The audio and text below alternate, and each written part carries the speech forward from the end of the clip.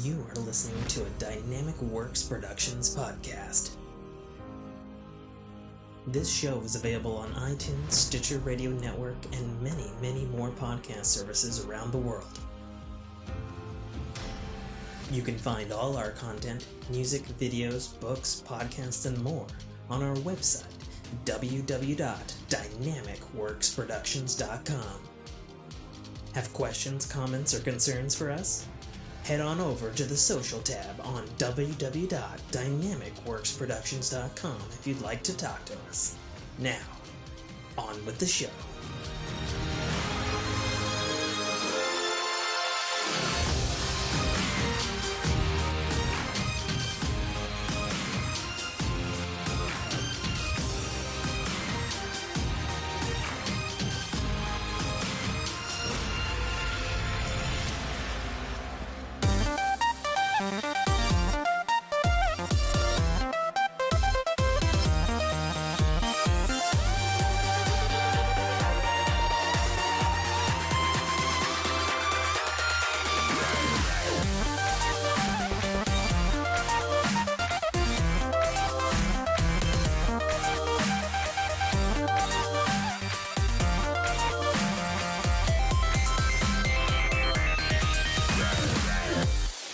What's going on, everybody? Welcome back to another episode of the Fork in Your Ear podcast. I'm your host, as always, author, podcaster, gamer, and infrequent streamer, as of late, Tim K. Trotter. Joining me from the war room of the glitter herpes, the one, the only, Nate Fu. Yes, the craft herpes has attacked my office. One of my daughters found a canister of glitter. That canister is Because that's now how they empty. sell them, canisters, because Yes. it's more violent that way. Yes. Yeah, and the canister's now empty. Lovely. So yeah, we have what we lovingly call craft herpes spreading all throughout my office and household. I gotcha. Yeah. So it goes. Thankfully, it happened at home, where my wife knows about it, as opposed to me coming home from work one day covered in glitter. Okay. That's good. As my wife, who's sitting in the background here, shrugs like, whatever. Yes, most wives would be like, so how was the strip club? What are you talking about? Nice glitter, right? What you drinking tonight, Nate? Oh, just some beer. Nothing fancy. I see. I'm this is actually not vodka, and I'm sad about it. It's actually just some bubbly and some fuck, I can't even think of it.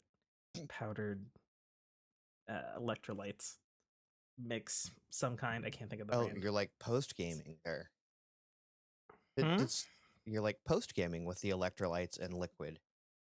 Yeah, I guess. I don't know. My house has been dry for 2 weeks. I'm not entirely happy about it. So, is this on purpose, or is this just financial reasons? A little bit of column A, a little bit of column B. Okay. Mostly a neglect of movement to the booze store. Gotcha. Since the new wife's schedule, and she has the only working vehicle. Is there like you can't get it from your regular grocery store? Is that a thing there? Oh no, I can. Oh, okay. But have not as such. Okay. For the past 2 weeks, for whatever reason. Yeah, no, I usually hit a grocery store or something at least once a week, so there's the opportunity to let me pick up a 12-pack of beer or something. Well, and then in this state, the Drizzly app, I'm just 5 miles out of their reach to deliver. And then DoorDash or any of the others doesn't do booze here. I've heard they do it in some other states, but they don't do that in this one. So it's just been Okay. been hydrating and not sleeping. that's been my routine lately. So that's great.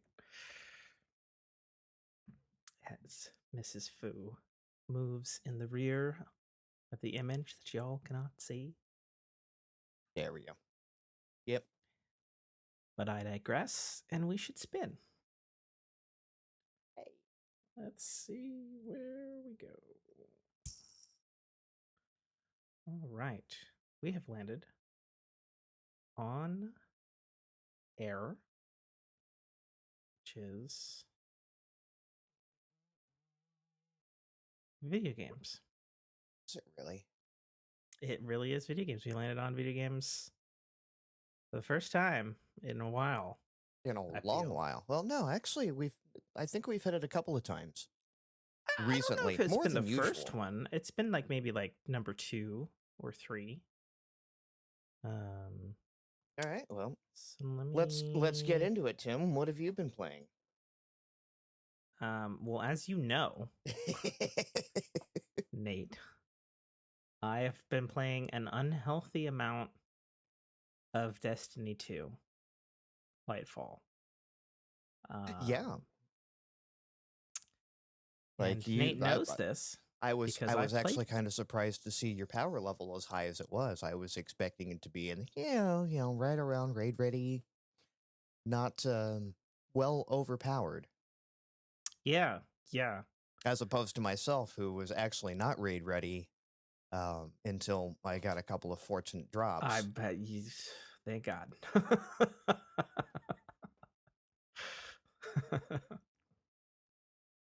Hello and goodbye again. Love so you, so I've been playing a lot of Destiny 2 with myself and friends, and even Nate, which to my recollection, I think is the first time we've actually played Destiny together, which is somehow the ultimate sin of irony. I think it. Well, yeah, I think it might be the first time we actually sat down and did anything meaningful. I think we've waved at each other in the tower before. Yeah, we've done that for sure, as happens. But no, primarily it's an odd thing, really, given how Destiny focused Nate Fu has been as a person and as a podcast personality, if you will, all over the interwebs, has been primarily around Destiny. If it's any consolation, I have at this point now I have played more Destiny 2 with you than I have with the majority of my own clan. But God bless your clan for giving you that engram on Friday. Yeah. And for much the same reason as, a lot of them, the reason I don't play with most people that I know on Destiny is because, us being West Coasters, most of my clan is often asleep by the time I have a chance to hop on at night. Yeah, so. That's fair. Yep, so I've been doing a lot of Destiny 2. I don't have much to say about it. No? Other than I'm playing it. Okay. And I'm playing it. And I'm doing all the things routinely. No major opinions on it, huh? I think my major opinion on it, moving from the last 2 podcasts since Lightfall dropped, and I've kind of majorly gotten back into Destiny, is the loadout system and high tier strand builds are so much fun. Okay. And make me feel powerful in a way I haven't felt in Destiny since Destiny 1, when I could self-res. Okay. And, bring a almost raid wipe back from the brink. Yeah, it does quite do the support class pretty well. So I think, and it really proved itself And some of the harder activities that I've done. I'm doing a strand suspend build with Osteostriga and Necrotic Grips, and just the cascading effects that like cycle over everything Yes. is super satisfying. Yeah, it is a good satisfying loop. Yeah. Oh. And lots of green explosions and strings, and Yeah, then more it's explosions and poison. And I actually wasn't even like, because so far I have found Strand to be horribly confusing and disappointing, and maybe it's because yeah, I never played any of the Spider-Man games, so that method of traversal is just completely foreign to me. well, Whereas you played Halo Infinite, didn't you? I'm watching you guys just kind of like go fling and land exactly where you want to go, and I go fling patooey all over the place. I mean, here's my thing about the grapple, because the build that I'm using can't use the grapple. Okay. So I'm not even using the grapple. Okay. Because my build relies on eating a grenade. So then I get this 24 seconds called Weaver's Trance, and then anything Right. I hit gets suspended. And then with Necrotic Grip and Anasio Striga, where damage on proc, then procs on a wide wave, then procs to the next enemy, then procs to the next enemy. Mm-hmm. So that's strand suspend on everything, and while they're suspended, they're getting poisoned, Right. to then die and explode and proc on the next enemy. Really So I'm good not on using groups of ads. Yeah, just absolute devastation. Any of the champions are absolutely no problem because I can just suspend them, Mm-hmm. and they can't do shit, and they can't pull their power for their gun that you need to use on them. Right. Super satisfying. Yeah. Like I was Super saying, it's satisfying. like Strand. So far, I haven't found any enjoyment in it. So, and when we ran the raid, which that's actually how we played the other day, audience. We actually attempted the latest Destiny 2 raid, and I went in with your is a good word for yes, it. yes. I was not disappointed. It was more of a time factor than anything else. Sure. But yeah, like I was running your tested, tried and true like Devour build. Yeah.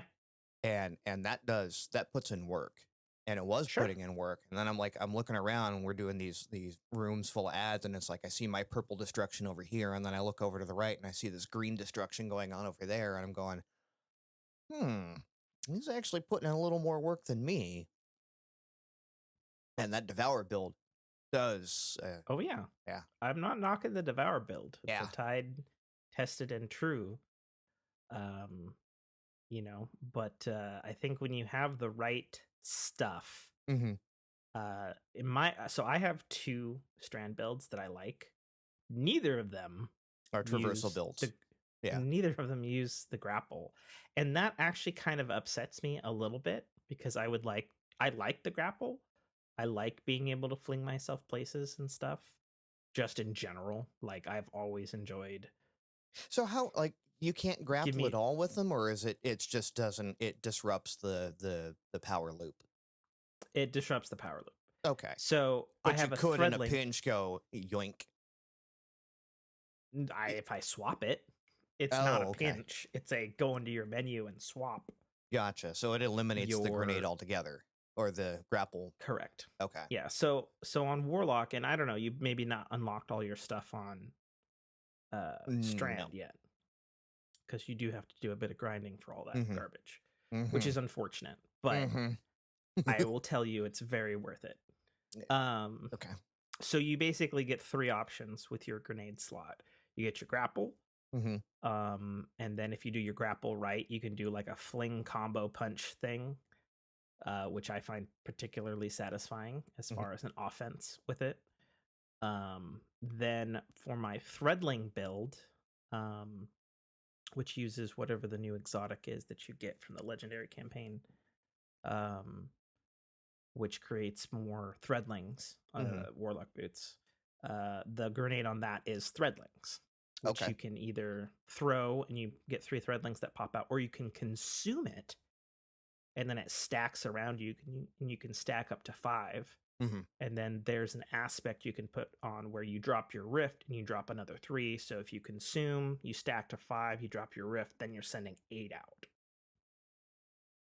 And Okay. that can be a very potent. The bug attack build, huh? Yeah, the bug attack build, so to speak.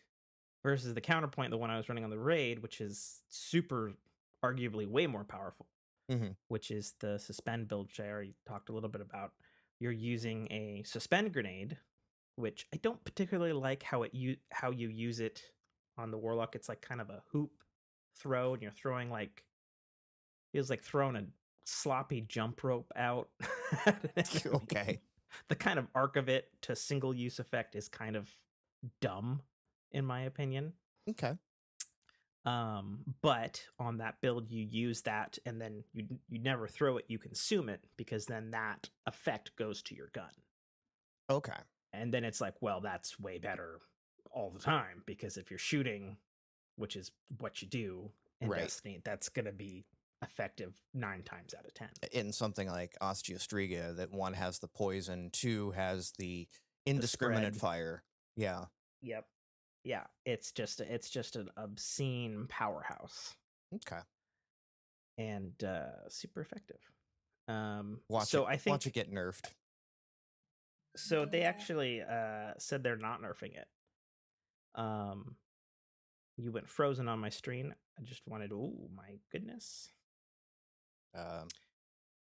Yeah, with me? Yeah, I'm still here. Okay, cool. I had some Skypey beep boops there on a reconnection noise. Okay. Yeah, no, we're fine on this end. Okay. Didn't even lose you. Oh, well, you did on my end. Anyways. Okay. What was I going to say? I was saying the only thing I don't like about Strand, at least for warlocks, because I don't play the other classes, is I wish there was some kind of controller button bind to have the grapple on as well. Like, I understand its point of it taking the spot of the grenade, but if you're purely using it for traversal, I feel like you should have some way of being able to throw it out when you have it on.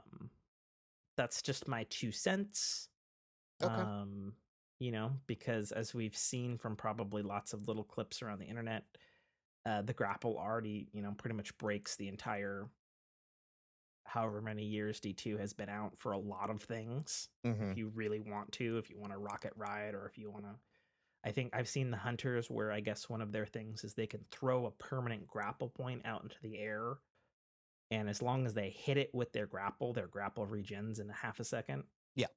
And it's just like, well, okay. Yeah.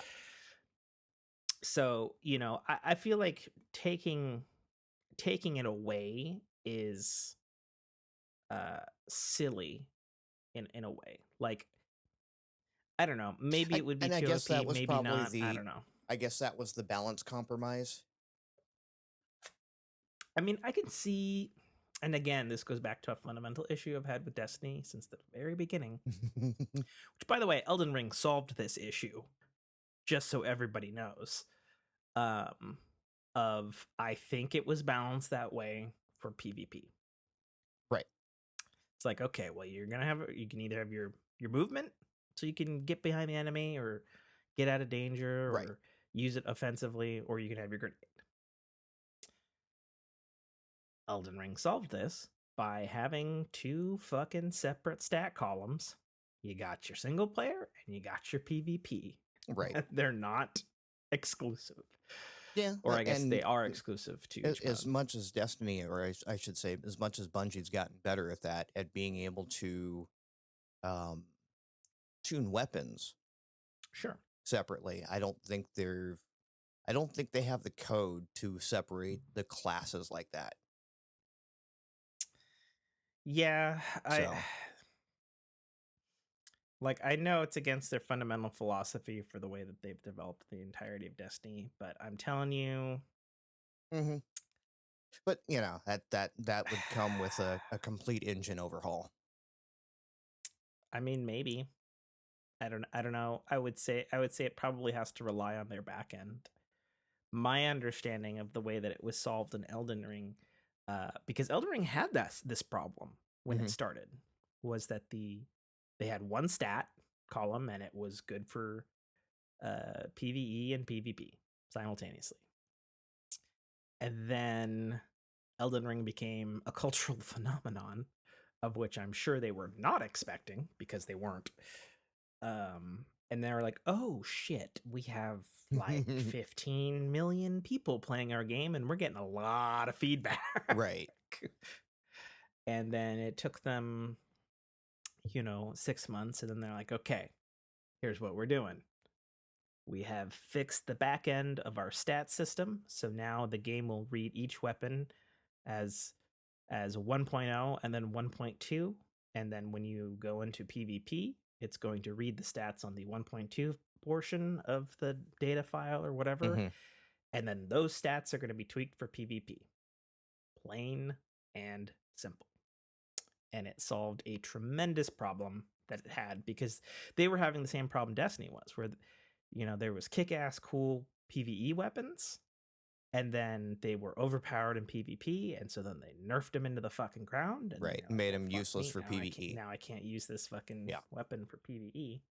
Yep. So it can be done, folks. It can be done. Well, and that's like, I have a feeling like you look at a lot of the stuff that's been modified with with the mods and perks and everything like that, how they trigger, how they activate are no longer on damage, but they're now on kill. Yeah. So, which is a lot harder to do in PvP. So to chain some of these overpowered stuff where you can, when you walk in a room with a bunch of red bar ads, you can stack on stack on stack these things and get them to their, full potential. Whereas in PvP, you'd really have to, you'd have to slay out like crazy, and then you got 15 seconds of, okay, hey, I'm super overpowered in PvP, and then it all goes away.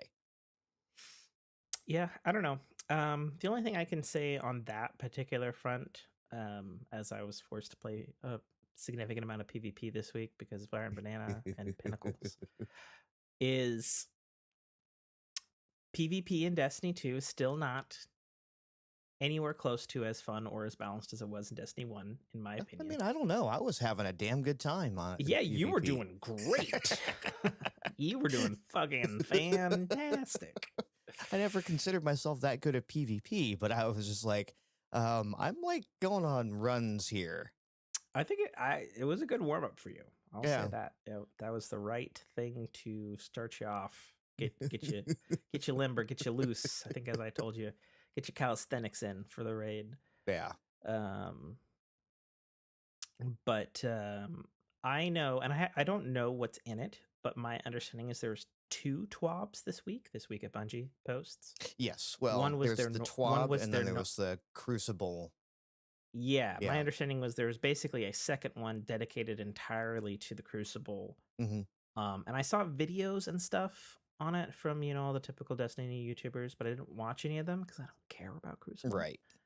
But my loose understanding of general feedback from the internet is that it sounds like Bungie's finally committing some resources to quote unquote fixing it.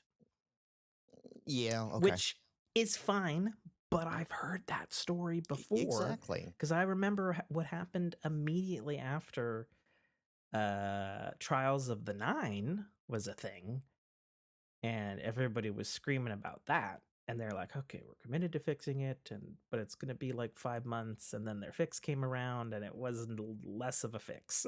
Well, yeah, and again, their fix seems to be all focused around matchmaking.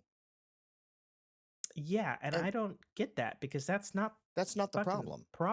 Yeah. The problem is lack of content. The problem is lack of maps. The problem is Crucible is turning into Gambit. They're like, Gambit, our new greatest and wonderful PvEBVP. Whoa. That was a mouthful. right? I don't know if you got all the right letters in there. Completely new game type. Um, and they spent what, one season reworking it where they had what, two different types of the game mode Oh, I don't know. where you could I specialize was your probably armor. I was probably out of the Destiny loop at that point. Yeah, they had your standard Gambit, then they had this other version of Gambit where you could get specialized armor. You'd earn it, and Mm, it gave you specific perks towards your playstyle. And then they gotcha. scrapped it all to hell, and they kind of rolled the two game types into each other, and then they went, well, that's Gambit. Oh, and we're going to take away 4 of your maps. Mm. And they haven't touched Well, it. and I think the other thing too, even though I don't care about PvP, is how does it not have all of the D1 maps? Right? How are they not all there? How are there not the, for lack of a better term to use a Halo term, because I don't remember what they fucking called it in Destiny, how do they not have their big team battle maps with vehicles and shit? Right. Well, Back? they got Like, rid of Big what the Team fuck? because remember when Crucible first came into D2, it was 4v4. They Was it? begrudgingly moved it back to 6v6, but they re-engineered Damn. all the maps to be 4v4. 4v4. So putting Mm. those Destiny 2 maps back in just didn't make sense to them then. Then the labor cost associated with it just got out of hand. But yeah, at this point, like it's not copy paste, but put a Right. little effort into it. I don't know. It's maddening because Bungie is like 1,000-man team or something Mm-hmm. at this point. Um, I don't know. I don't know. Maybe Big Daddy Sony will put some more money into that Yeah. particular And I portion think or part of whatever the it is that it reason needs. I think part of the reason where they're actually starting to focus on PvP as well is, you know, the dev cycle with Destiny has always been a little bit ahead of the release cycle, right? Like what Mm-hmm. we're playing now was developed at minimum 6 months ago, Mm-hmm. up to a year ago. Well, and if you believe the conspiracy theorists, Strand was supposed to be in Witch Queen. Right. Which makes And sense when you see some of the weapons that were released with Witch Queen that synergize so well with Strand. yes, yeah, like Osteostriga. Mm-hmm. Like necrotic The grips. fact that Yeah. there's a damage type in Destiny called Infested Rounds, Right. and go ahead, look for it. It's not on anything. Right. So those are things. Is it Just get it over with. Night of the Wife Visits? Apparently.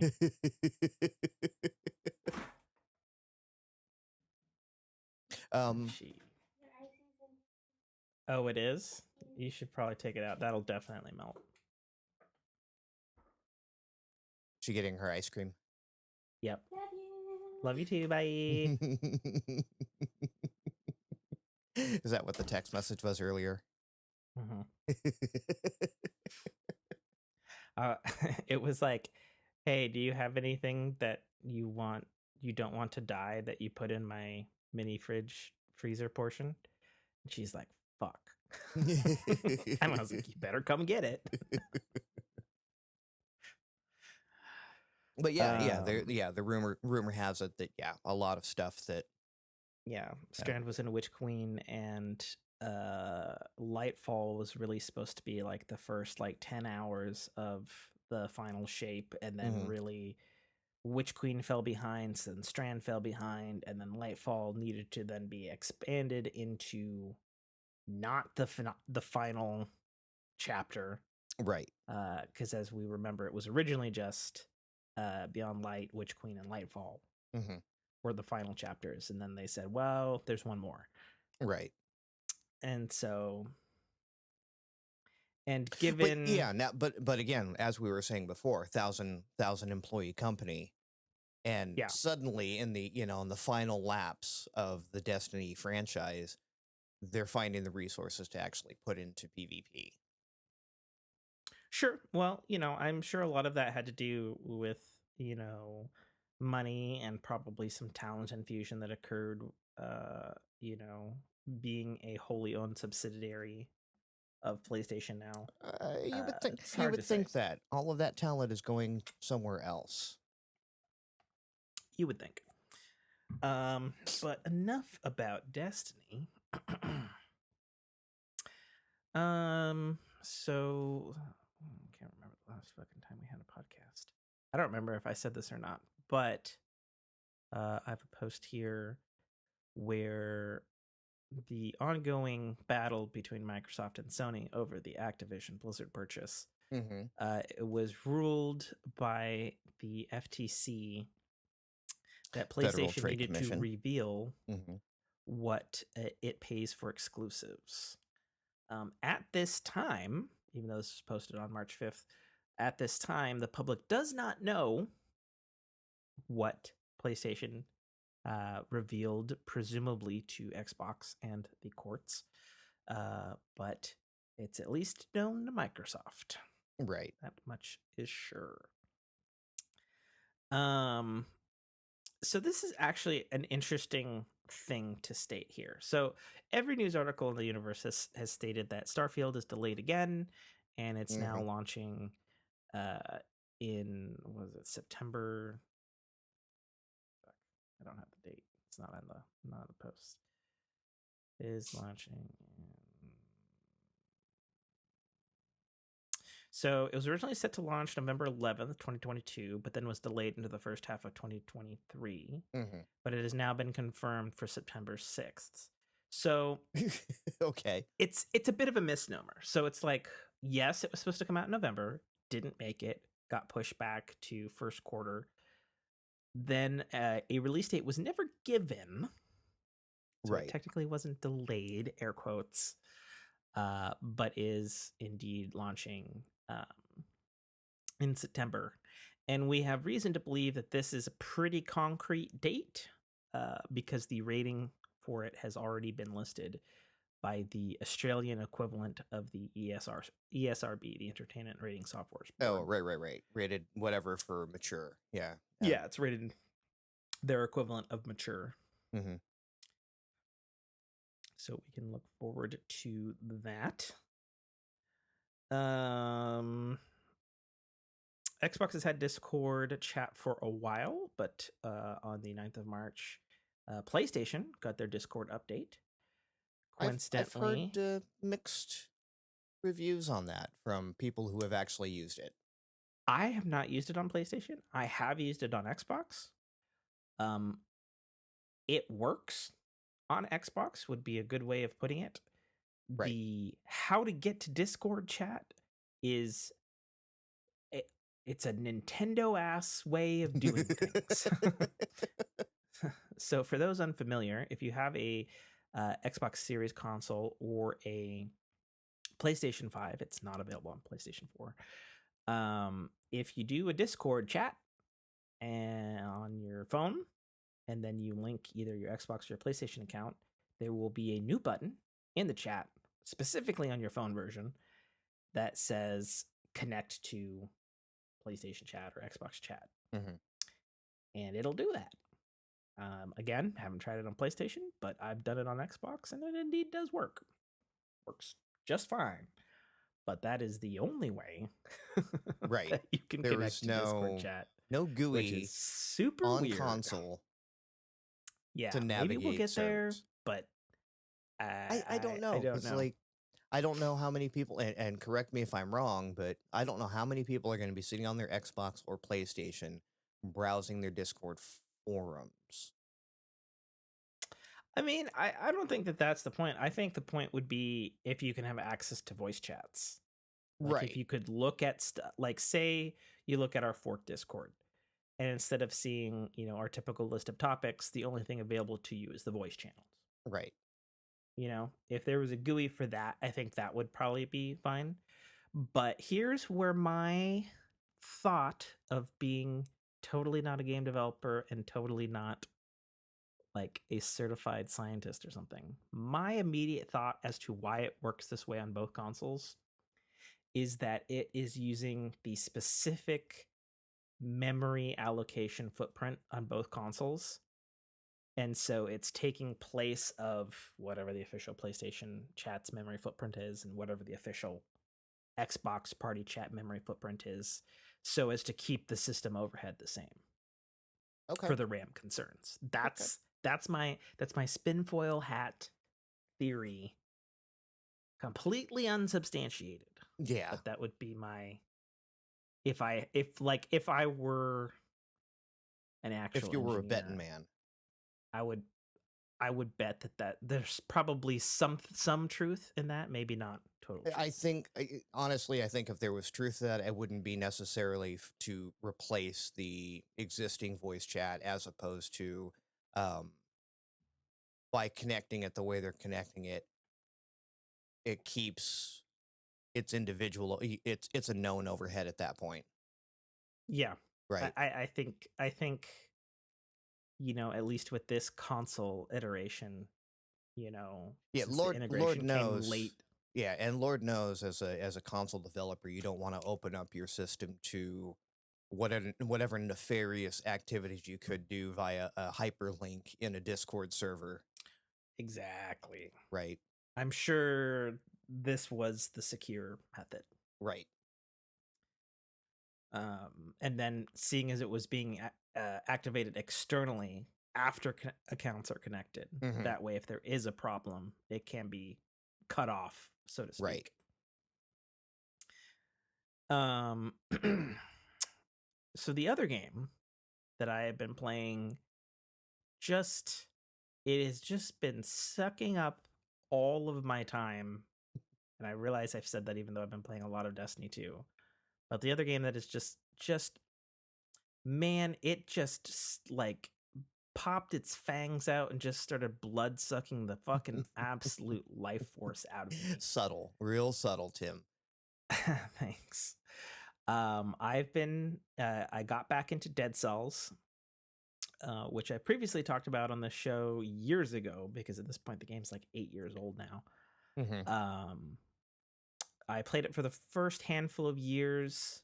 Back then I'll say it was the most inspired Metroidvania with procedural generation you've ever seen, which with silky smooth combat, right? Exciting gameplay loop, tons of stuff. And then, I kind of fell off of it, and I hadn't absorbed all of the paid DLC. And this is an interesting game where it has been kept routinely alive with free updates and paid DLC. And so I jumped back in because 13th of March, they launched the Dead Cells Return to Castlevania official crossover DLC with Dead Cells, which is so hilariously silly because Konami refuses to make a Castlevania game, and yet but here, someone else take our IP and make money off of it. Yeah, and so it's really, so for starters, it took me quite a bit to actually figure out how the fuck to get to the Castlevania parts. Yes. Because I haven't played Dead Cells in years. I heard it was kind of ham-fisted. No. It was not ham-fisted. It is, and I hate to point this out, but I'm going to go into full agreement here. IGN gave the Dead Cells Return to Castlevania DLC specifically a perfect 10, saying that this is the best use of a crossover and DLC content ever in video games. And I have to agree. I have to full wholesale agree, because on paper it doesn't seem like you get a lot. Right. You get essentially 3 in Dead Cells, they're called biomes, right? Because the levels are procedurally generated. So you get 3 biome variants. You get the outskirts of Castlevania, which any Castlevania fan is very familiar with. You get the lower section of Dracula's castle, and then you get the upper section of Dracula's castle. And then within those biomes specifically, having played probably the vast majority of Castlevania games myself, you get probably, I don't know, there's got to be like 20 like different things in each biome where you're like, oh, this is from this level. Oh, this is from this thing from Castlevania. Oh, this is from this thing from Castlevania. Oh, this is, oh my, oh. And you're just like constantly like, holy shit, this is super cool. Super nostalgia driven, super, whatever. On top of that, you get, I don't know, about 20, maybe 25 classic Castlevania monsters, done up in Dead Cells fashion. And then more crazily, there's like a legitimate like checkbox toggle to use the alternate Castlevania soundtrack for the entirety of the Dead Cells experience. And they have a whopping 80 Castlevania music tracks, 12 of which were new remix compositions done in the style of the Dead Cells soundtrack, but with the Castlevania tunes. So even if when you're not playing the specific portions of the Dead Cells thing that are the Castlevania biomes, you can be rocking out to Castlevania music, which I'll tell you, as a Dead Cells and a Castlevania fan, I already did unofficially, with my AirPods in or whatever. So to just have that and then have that on my surround sound, and it's just like, chef's kiss. And not only that, whoever chose the track selection, like I feel like they just like pulled specifically from a playlist I made. So for me specifically, I'm just like, oh yeah, oh yeah, oh yeah. This is great. This is fantastic. And then on top of that, you get 2 new bosses, which might seem a little light, but you get to fight Castlevania's Death in super classic fashion. And then, of course, you get to take on Dracula himself, which has a fantastic, maybe even, dare I say it, the best Castlevania Dracula fight in all of Castlevania games. Like it has the best fight. It's just super, super cool. You can tell, I mean, if you've played Dead Cells, you can tell like the developers were very, very loving fans of Castlevania to begin with. So the fact that they got to do an official thing and like merge Castlevania stuff with Dead Cells, which it already was aping anyway. Badly, right? Like pretty obvious. Not badly. Well, well, yeah, but not like, super, very obvious that they were a Castlevania type game. Mm-hmm. But then to do it for real, man, they didn't pull any.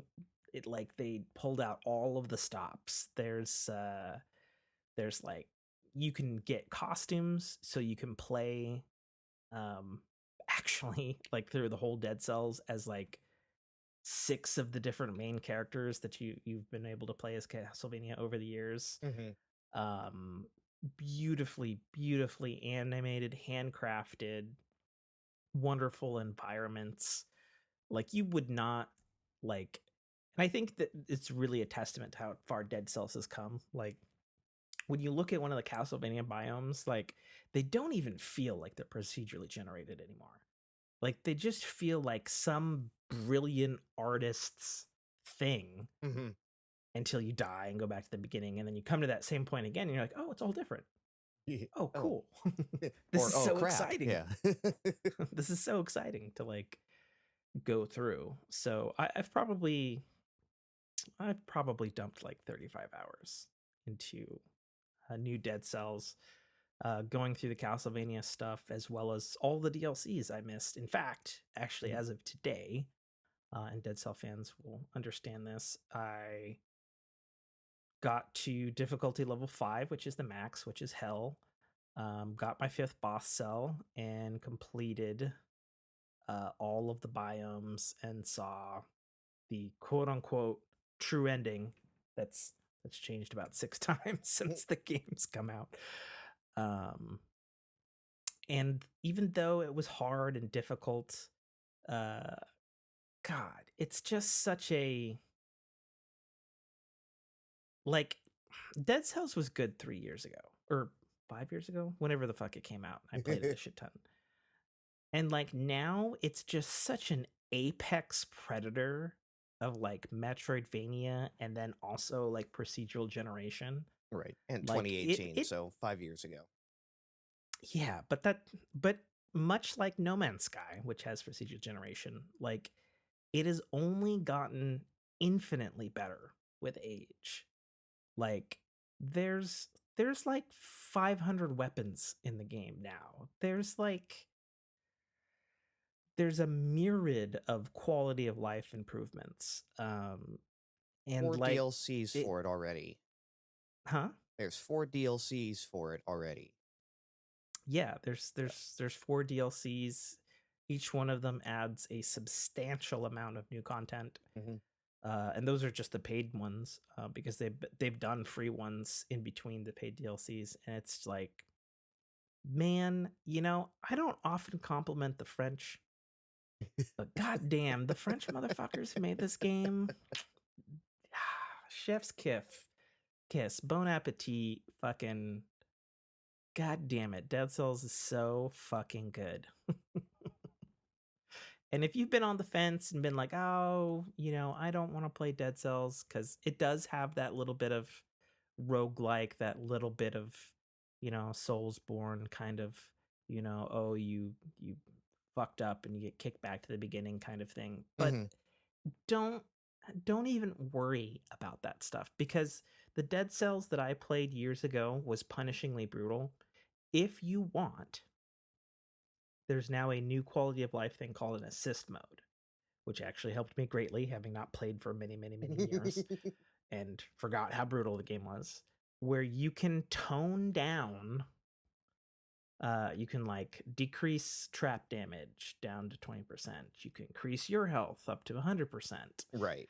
And you can change this, that. You can make it so that instead of getting kicked back to the beginning, you can at least just restart the level you were on. So not the very beginning, but the start of that biome you were on.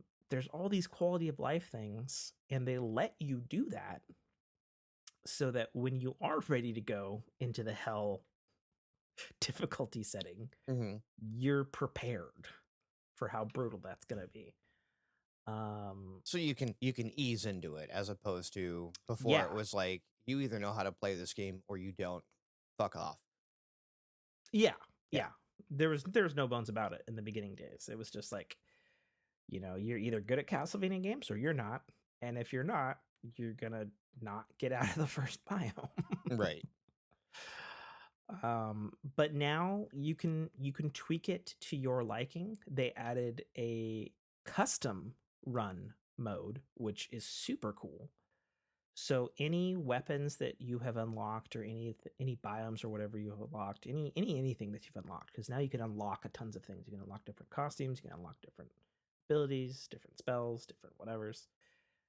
You can tweak a custom setting, like if you really want. So it's like, I don't like to play with the fucking sandal weapon. I think the sandal weapon is dog shit. I hate it. It's terrible. I hate when RNG gives it to me, and I want to use it because its stats are better than my currently equipped sword. Custom mode? Guess what? Just checkbox, no sandal weapons. I only want flaming swords and crossbows. And those will be the only fucking weapons that drop. So you can tweak it however you like now, which is just fucking fantastic. Because let me tell you, I hate that fucking sandal weapon. So, yeah, if anybody's been sleeping on Dead Cells, and especially if you're a Castlevania fan, and you're obviously not getting an official Castlevania game from Konami probably ever again, Right. pick up Dead Cells, Return to Castlevania. You won't regret it. The only thing I'd say is, if you're totally new to Dead Cells, look up a guide on how to get to the Castlevania stuff, because I didn't know either. And it was so bloody fucking stupid that I went by the thing that I needed to do to start going to the Castlevania biomes like 60 times. I was like, oh, I can figure this out. 60 times later, Googling, how do I... Oh, I just talked to the dude at the beginning? Fuck. God damn it. You mean the guy holding the sign that said clearly this way to Castlevania? Yeah, Richter Belmont, one of the playable characters of Castlevania who appears in the first fucking level, and I was too stupid to talk to him. Yeah, that guy? Yes. Go talk to him. That's how you start the Castlevania stuff. Duh. Yeah, the character from Castlevania is how you start the Castlevania stuff. I'm an idiot.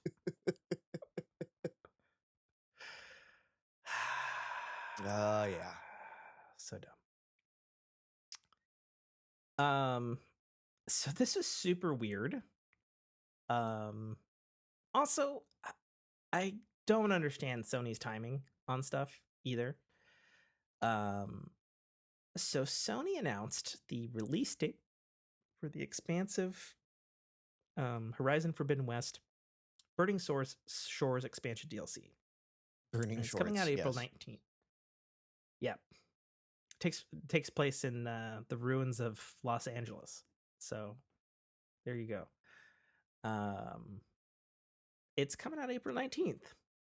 Okay. There's been no trailers for the game. Like there was an announced trailer like last summer or something, but no release date. And they announced it in a blog post.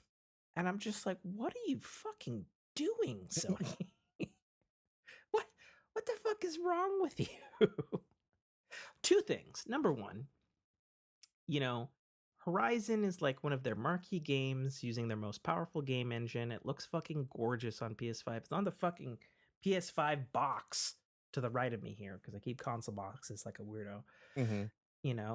It's one of their franchise, it's their system sellers. It's their big thing. And it's like, why is there no fucking fanfare for this DLC? And more importantly, are they fucking stupid for releasing it on April 19th?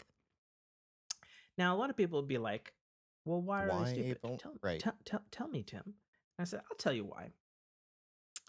Because if you're a old school gamer, or maybe even a new school gamer, and you have a Nintendo Switch, you're not going to give a flying fuck about the Horizon expansion because 10 days after that, the fucking Legend of Zelda Tears of the Kingdom comes out. Right. For example, myself, and I know Friday, Resident Evil 4 remake dropped to much critical acclaim. Everybody says it's fantastic. I'm sure it is. I'm glad they didn't fuck it up. I'm not getting it. Do you know why? Because I'm going to spend my April getting myself Zelda-fied. I'm going to replay Breath of the Wild. I'm probably going to play some other Zelda games. Because I don't I give a fuck about those games, but I don't give a fuck about them as much as Zelda. As much as, childhood personified in video game form.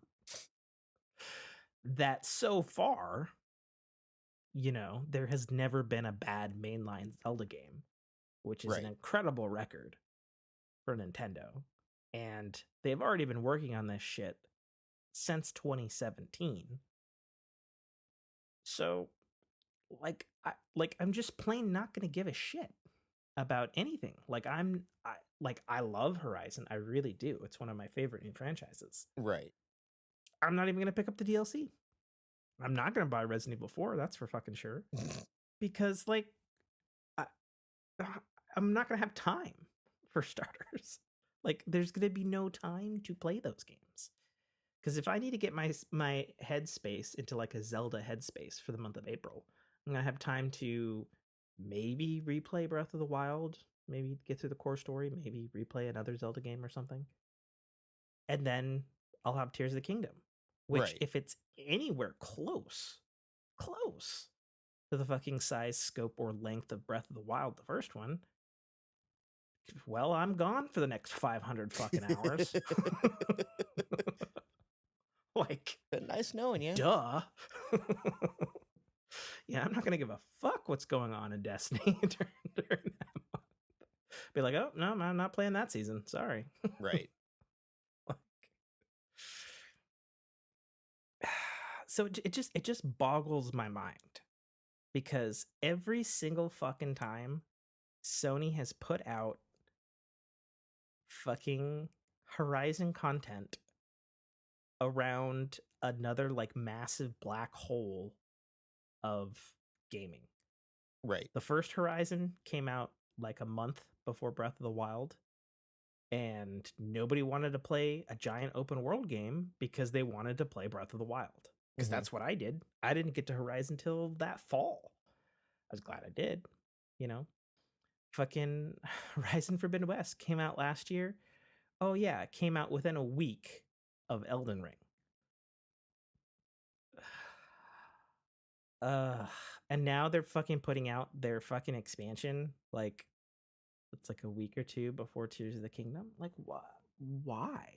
It's almost like they're daring people. Like, I dare you to buy this But now. see, we know historically, like despite all the hullabaloo about Horizon as a franchise for PlayStation, they kind of have soft sales. It is definitely wife night. Oh yeah. She getting stuff from your fridge? No, but both wives now cruise through the podcast.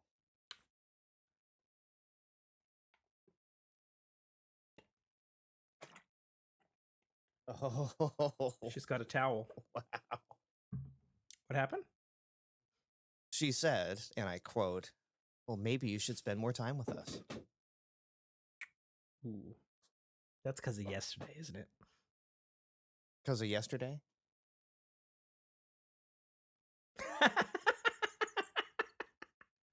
Doesn't even fucking remember your rating. Yikes. Oh no, we're not fighting. Why would she remember that now? Oh yeah, forgets it when not fighting. Yeah, fair enough. I don't know what fucking Sonny's doing. All right, you want to take the sadness on this point? I was actually thinking we could push that to another, to the other category that it's also appropriate in. We certainly can. So that's fine. Because we're an hour on this one. Oh yeah. Last thing on games is Sega. Yeah. Sega. God, man, Sega. You just know how to fondle my balls, don't you? His little blue spiky balls, yes. My little blue spiky balls. So they announced completely out of the blue. I didn't even know this was coming, by the way. There is nothing on Sonic community feeds.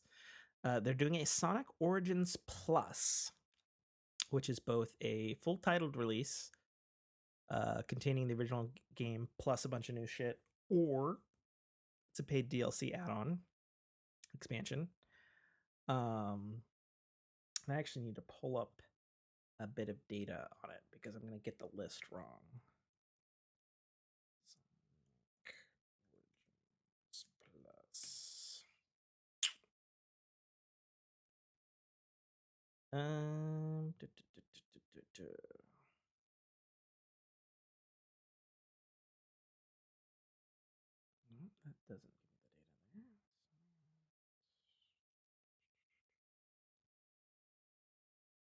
Okay, so Sonic Origins Plus contains a litany of new challenges, time attacks, improvements, including bug fixes to some of the stuff that plagued it last summer, unfortunately. Really, really strangely, they are retroactively putting in Sonic's video game love interest, Amy Rose, as a playable character into all the classic games.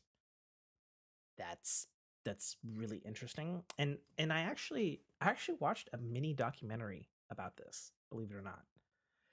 Apparently, after the release of Sonic Origins, there was a coalition of dad gamers with girl daughters. Okay. And apparently their favorite thing to do is play Sonic together with their dad. and they asked their dads, why isn't Sonic's girlfriend playable so I can play the pink hedgehog?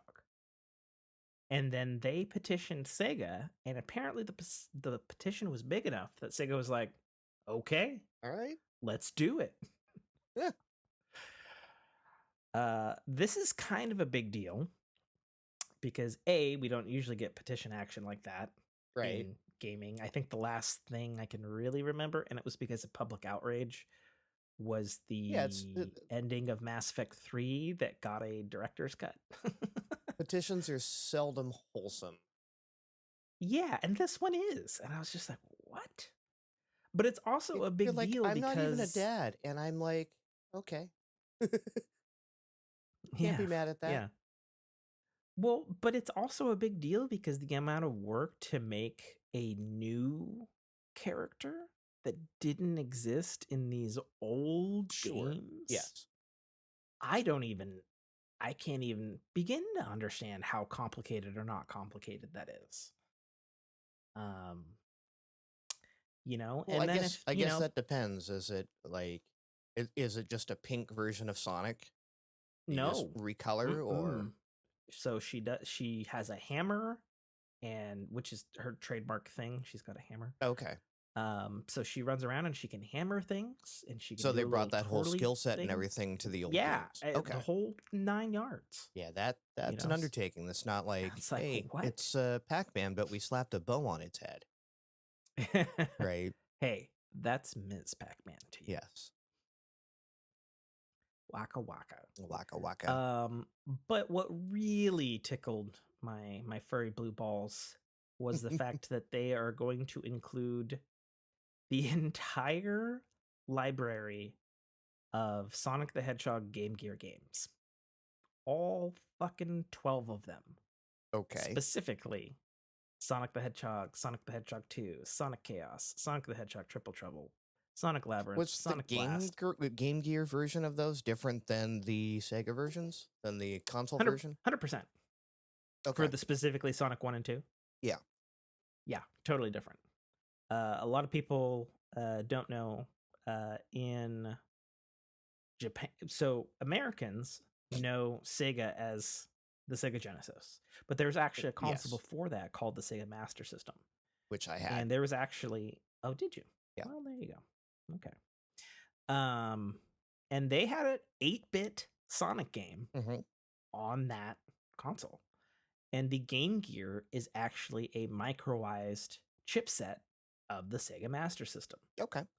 And so the Sonic the Hedgehog 1 is a straight port of the Sonic 1 8-bit, which has totally different levels, totally different music, totally different everything. And then Sonic 2, because it's 8-bit, is also totally different than the Genesis Sonic 2. Right. So that's why that's exciting. And then on top of that, you get Sonic Chaos, which is another interesting 2D Sonic game, Sonic Triple Trouble, kind of the third Game Gear game, which was pretty cool because that let you play as Tails and Knuckles. Kind of following the footsteps of Sonic the Hedgehog 3 and Knuckles. Sonic Labyrinth is a isometric kind of Sonic running around in mazes kind of thing. Sonic Blast is not the greatest attempt to port the Sonic 3D Blast game to the Sega Genesis or the Sega Game Gear. Right. Then you have Sonic Drift 1 and Sonic Drift 2, which is the Mario Kart-ish version, which I actually played a lot of as a kid. They were really good. And Sonic Drift 1 is actually kind of important because it never came to the West. And then, of course, we get Tails Adventure, which is a Tails-only video game, which is actually secretly a Metroidvania game, and it's good. I remember being in a Fred Meyer's begging my mom to get batteries because the Game Gear was a fucking battery hog. I ate fucking popcorn for breakfast because I needed batteries because it was blinking and we were like in the grocery aisle and I needed to save so I could keep playing on the way home. Okay. We get Tails Sky Patrol, which I guess is a game I've never fucking played, and a Sega Game Gear version of Sonic Spinball, which is wild because that's a lot. Yeah. That's a lot of content.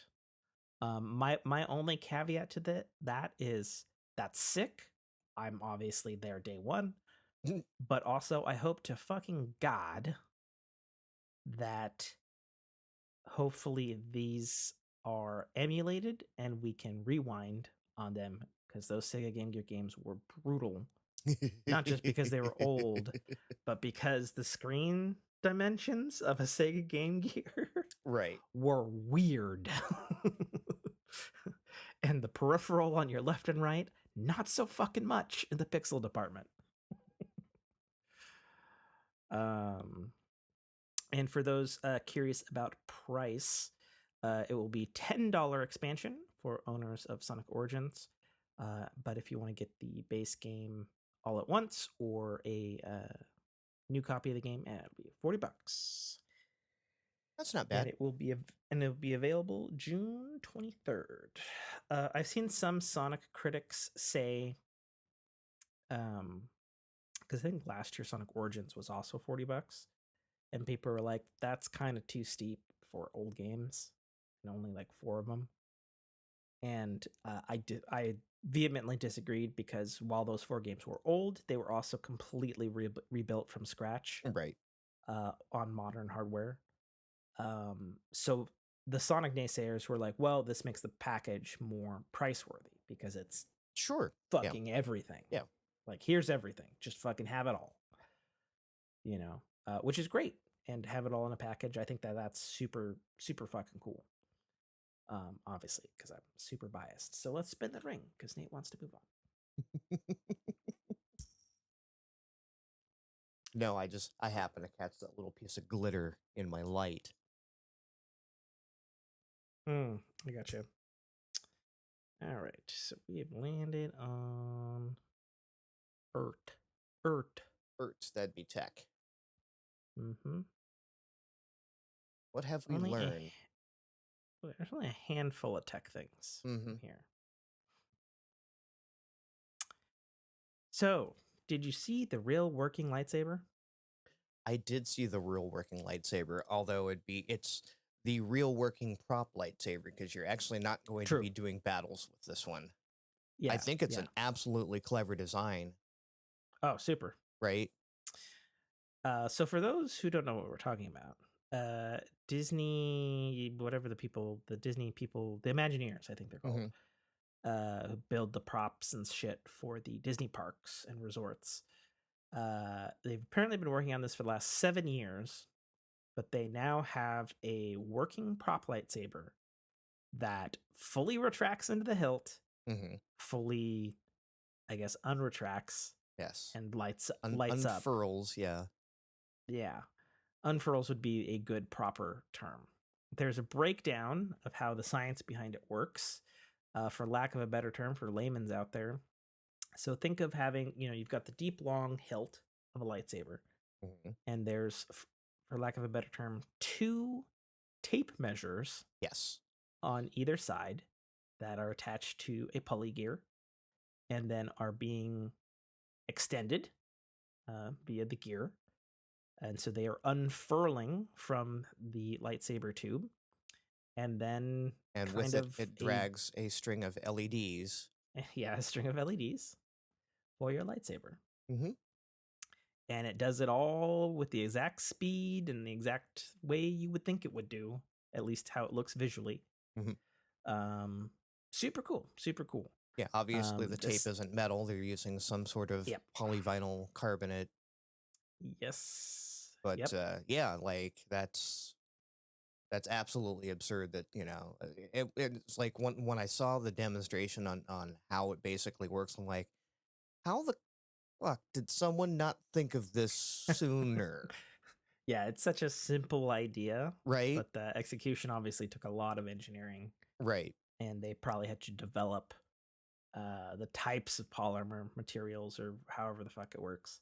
Like I would have like assumed at least some bad hobbyist would have like some Right. hobbyist would have a bad version of this.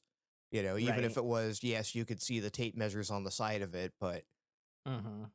yeah, Yeah. no, And it's stupid and the clever, reason and well, and the reason we're saying they're tape measures is not to like throw everybody off, but anybody who's worked with tools like I have, I'm sure Nate has, mhm, everybody knows a tape measure is actually slightly curved. yes, And so that curved portion of it makes the sort of left and right roundnesses right. of the blade. It And gives then the it other part structure is, as well. yeah, it gives it structure. Super clever.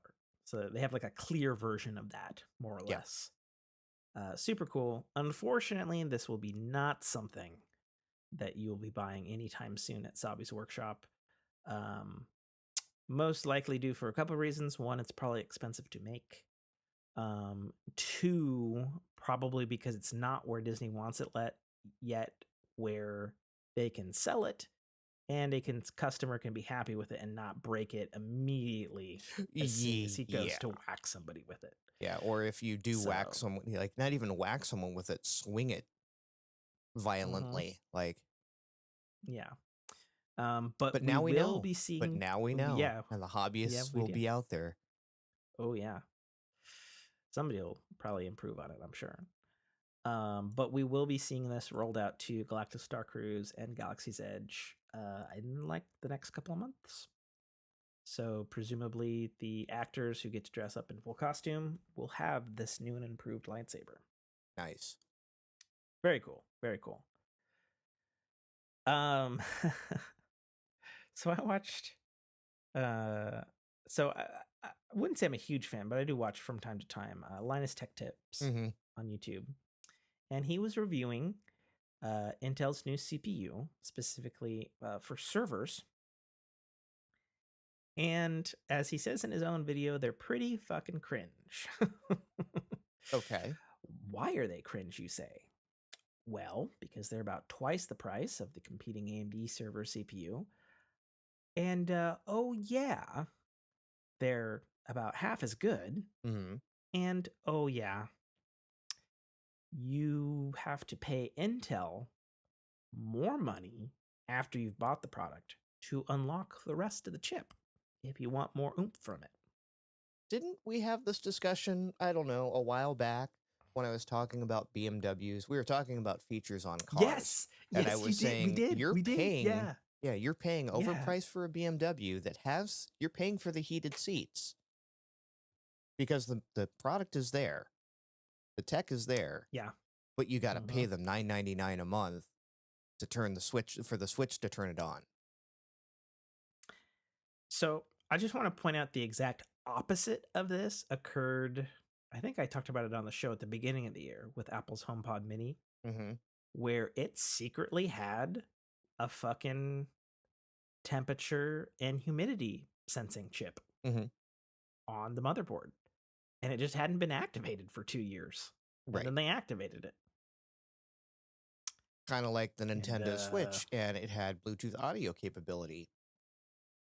well, I mean, it always had Bluetooth, but Right, but Bluetooth one audio could have, capability, and they just went, well, we're not going to put that out because I probably was in a non-working state. HomeKit probably had, probably. no practical interface with it. But yeah, and it was just Hmm. like, oh, here's this DLC that now makes this feature work. Yeah. But if you go with Intel, you're going to pay for it. Mm-hmm. It's You always wild. will. But yeah, that's It's just crazy. wild But shit. that was back when I was saying this pay for play thing. It's working its way around. And it's funny that, that whole BMW argument I had is now Intel server chips. Yeah. It's fucking, I don't get it. it's Like that, fucking gross. how do you justify it, one? And especially when you're, what were they, the Opterons?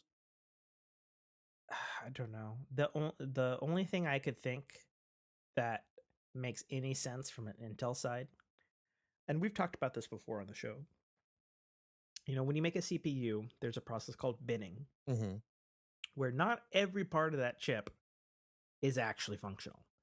And so there's some dead space usually. excuse me, and that stuff gets cut off, or a chip is powerful and it literally gets cut in half because it's going to become 2 chips for something. The only way I could see this making sense is if the way that CPU is designed, it's a cost-cutting measure, so that if they can sell a low-end version and it's the same chip, and then if somebody wants the high-end version, they can pay later or pay up front. That's the only way I could see that making any kind of business sense. And even, it seems shitty. Even that doesn't make sense, because if you're selling a bad bin chip, how can you charge more later? Like, well, we're going to charge you more later, and you go and flip the light switch on, and it's like, oh, wait, my seats aren't heating up. Oh, right, that was a low-yield chip. Then what? I don't know. Right? I don't know. You try to upgrade a CPU in a data center. That ain't easy shit. Yeah. Yeah. It's probably crazy. Moving Intel. on. Or Intel. Right? T-Mobile has acquired Ryan Reynolds' Mint Mobile brand. Which is kind of funny, because they already really had them, because, what are the MVNOs, as they call them? These, basically... That's a $4 word, I don't know. Yeah. You have, like, Boost. Boost used to operate on Sprint's bandwidth, and there was Metro PCS, which operates on Verizon's network. Mint Mobile was basically... I think you got those reversed. Probably, yeah. Metro PCS is Sprint. Yes, which now T-Mobile anyways. But yeah, Mint Mobile was operating on T-Mobile's bandwidth anyways, so it's like... It's funny, they said that in the video, too. Like, it's all the T-Mobile you love, that you've already loved, just more of it. So, I didn't catch the press release on this one. Is it still going to be operated as a separate MVNO, or is it just going to be... you're now a T-Mobile customer, like what happened with me and Sprint? It's been a minute since I watched the video. Number one, Ryan Reynolds is getting $1.35 billion for it. Well, of course he is. T-Mobile is keeping Mint Mobile's $15 a month pricing option. Okay. Which provides 4 gig of high-speed 4G or 5G data with unlimited text and talk. I assume if you go over the 4 gigs, I assume you probably have to pay more for more data. Or it slows down considerably.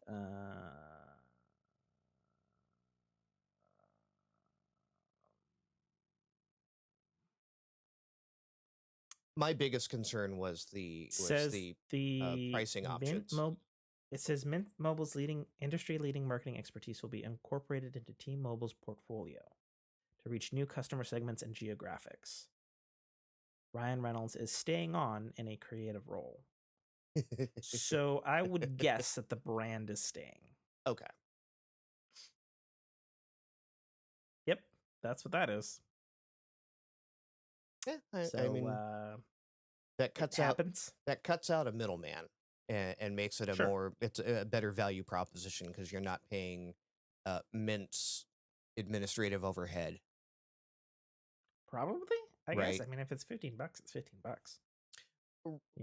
Right, but I'm saying as a profitability thing, T-Mobile's already getting their cut from sharing the bandwidth.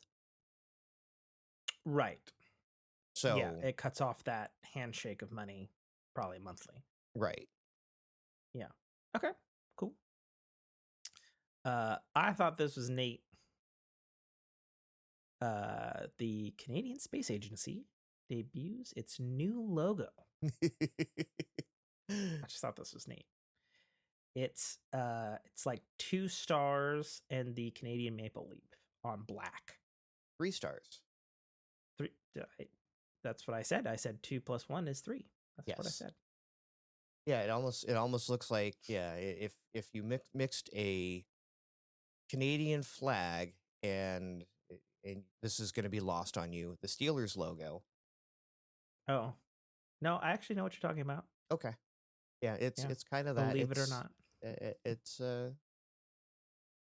yeah. And then since Nate threw out a sports reference, if you look at this logo, anime fans, it is the most Evangelion shit you've ever fucking seen. And I feel somebody on the design committee was like, yes, excellent. They will Yes, never it is. know. Yeah. Just fucking saying. We noticed.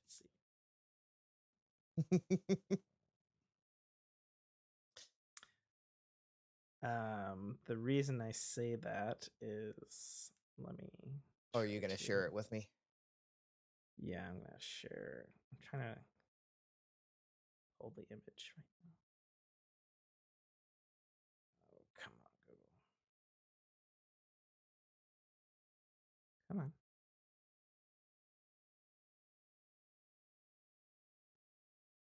Okay, I saw you go plus sign. Why don't you drop?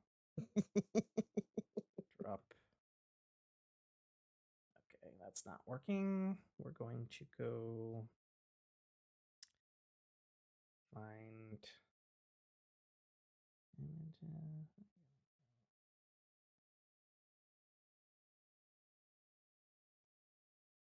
We just do. Okay, sending you this from some fucking whatever.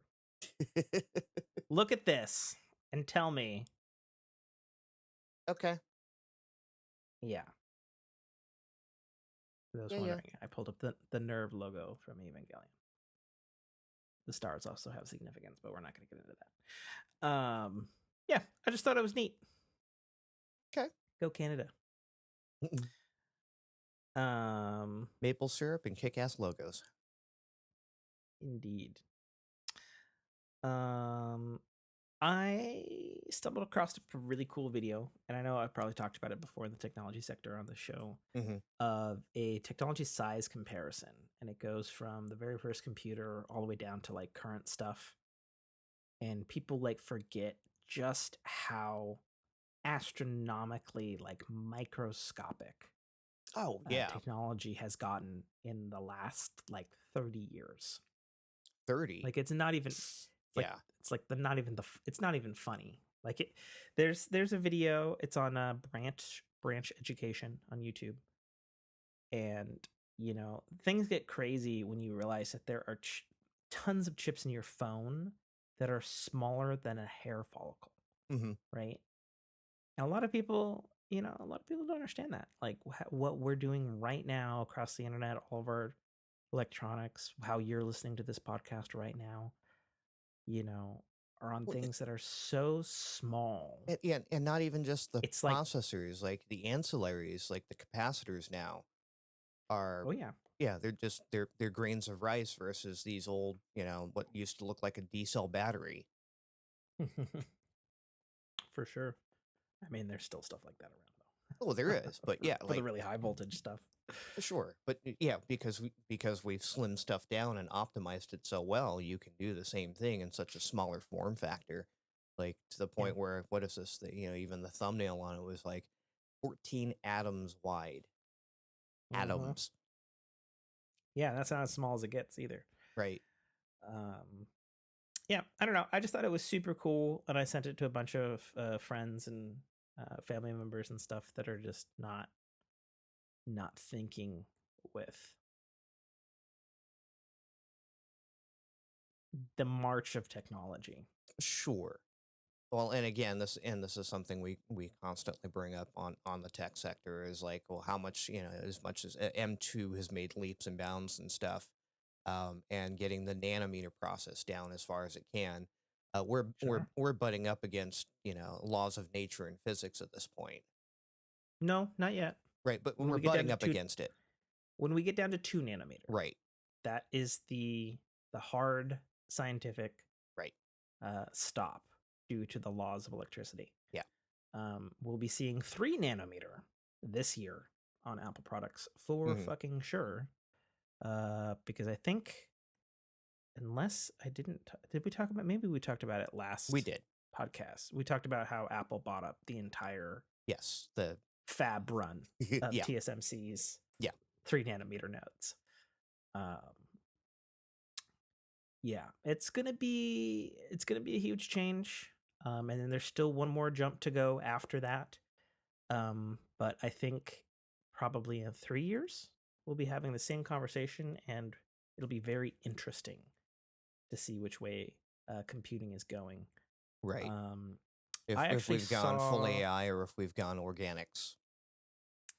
yeah, I saw a thing that I didn't post here a couple of days ago. I guess there was an NVIDIA conference or something, and they have this server rack AI module now that I guess are already powering Microsoft's new Bing, Mhm.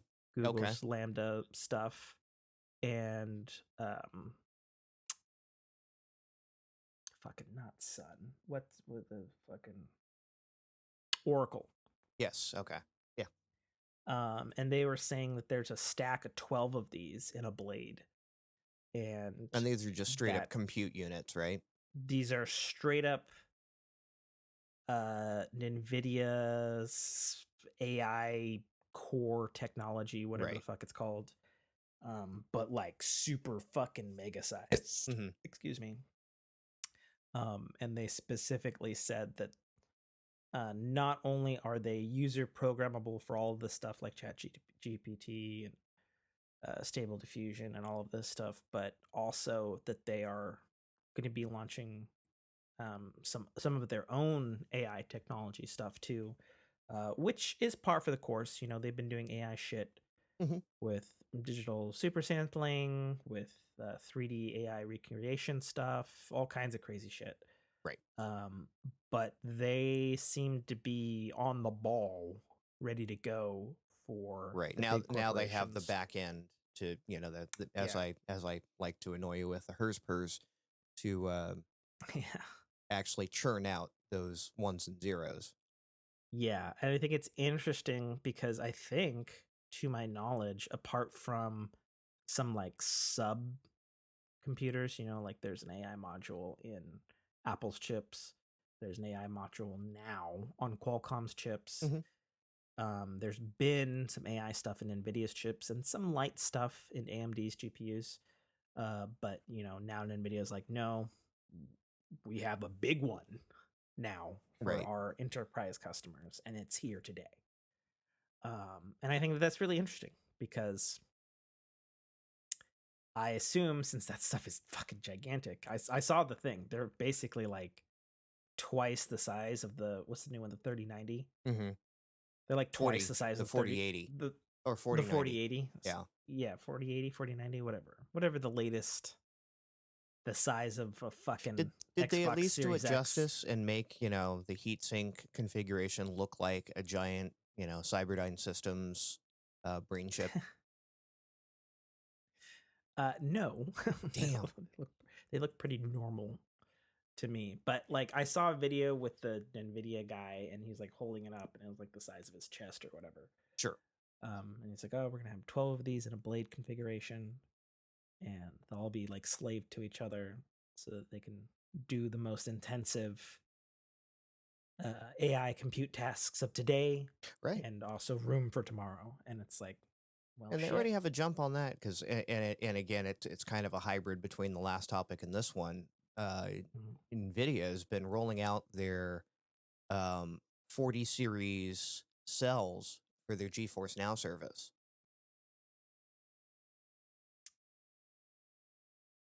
streaming service, streaming gaming.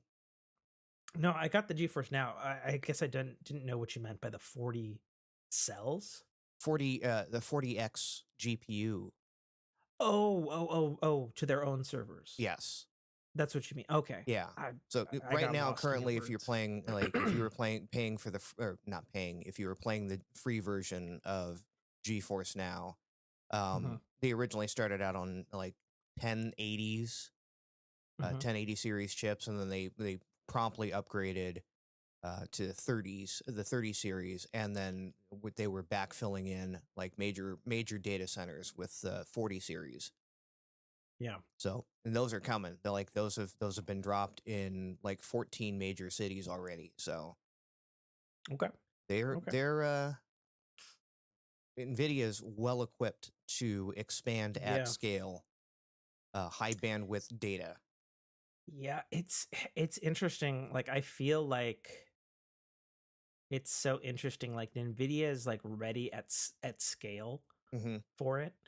And then the counterpoint to that is like Apple was way ahead of the curve on the mobile front Right. with that because they've been putting them in since the iPhone 10.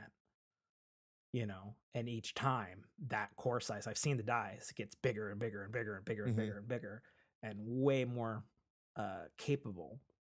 And of course, on the M series, now they're being opened up to developers for general compute and all kinds of other shit. You know, so it's really interesting because I know that's one complaint technologists have about the Qualcomm chips is they're behind on power and they're behind on the mobile AI front in comparison to Apple, which is really interesting. So I don't know. It's really interesting. Like I'm really curious to see. Obviously, you know, everybody's got big AI thing. I saw when I turned on Skype for the update that it's now got its Chat GTP being fully integrated into the app now. And I was like, oh, okay then. And it is very impressive, and it's only going to get more impressive. And we're off. The rocket ships have launched from Earth, and we're gonna see who gets to the theoretical moon here. Probably, Right. probably pretty soon. I just think it's interesting because obviously Google's scrambling, and theirs is not good by all accounts. I think it's interesting that Apple hasn't said anything.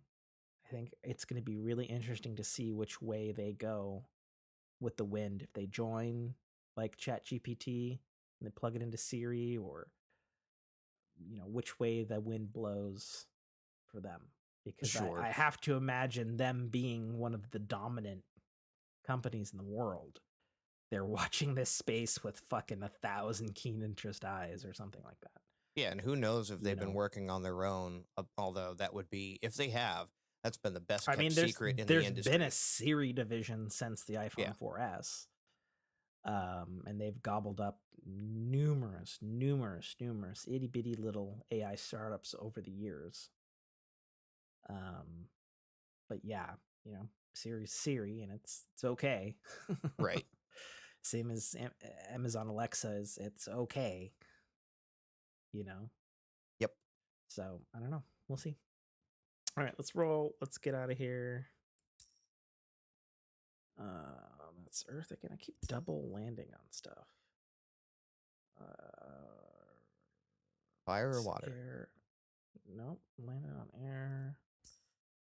Okay, we landed on fire. Life stories. Ask me about my magic spoon experience, he says. That is what I said. Because did we talk about the Jack Daniels stuff last Yes, we cast? did. Okay, cool. So my wife has a new schedule, and I tend to be rather lazy on my weekends if I can help it.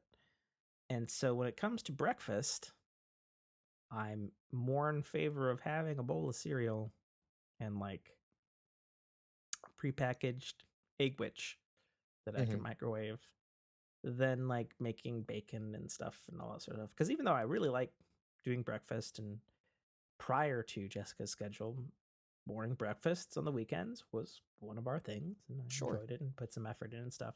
But if it's just for me, yeah, I don't like cleaning up more work. When making and cleaning up breakfast takes more time than eating it. I mean, it always does especially in this household because I do all the dishes, as I routinely complain about. So I've been hearing about this fucking Magic Spoon cereal on like 8 different podcasts that I listen to. They're sponsors. And I finally looked at them on their website and I was like, okay. Michael Rosenbaum's podcast tells me Magic Spoon's fucking great.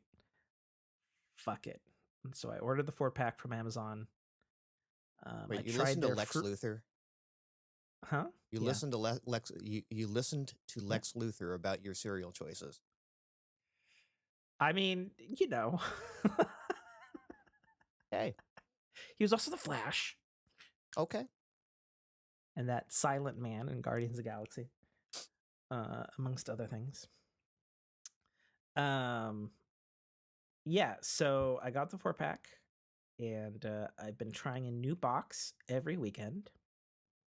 My first weekend, I tried the Fruity, which is um, their Fruit Loops styled stuff. I poured it out. It looked horribly off color and terribly gross when it came out. For those who don't know, Magic Spoon is a grain-free, keto-friendly, super ultra duper magic fragiliciously healthy cereal. Right. With their byline being, they want to make awesome childhood-inspired flavored cereals for adults. Eating healthy shouldn't be boring. Right.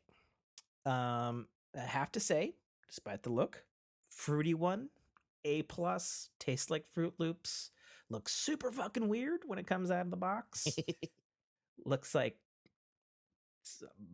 some dye packs just like got stabbed over some Cheerios. And the colors did like somebody was just fucking stabbing dye over the cereal. It is fucking. I was like, what the fuck? It's kind of green. It's bluish looking, but there's like a yellow bleeding color. I don't know about this.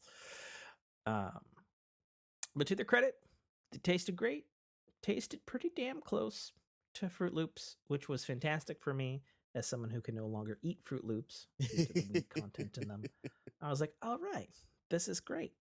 Magic Spoon, super great. I'm going to talk so positively about them on the next cast. Oh. And then. Then the butt happened. I tried the chocolate frosted one. Ladies and gentlemen, I can tell you unequivocally, I have eaten dog and cat food that tastes better than the chocolate frosted one from Magic Spoon. For the love of God, don't buy that one. Holy shit. It was so bad. I couldn't finish the bowl. I stopped eating. I left it out, asked if my wife wanted to try it. I stared at it for the next 5 days, and then I went, all right, you're going in the garbage disposal. And shoved a whole fucking box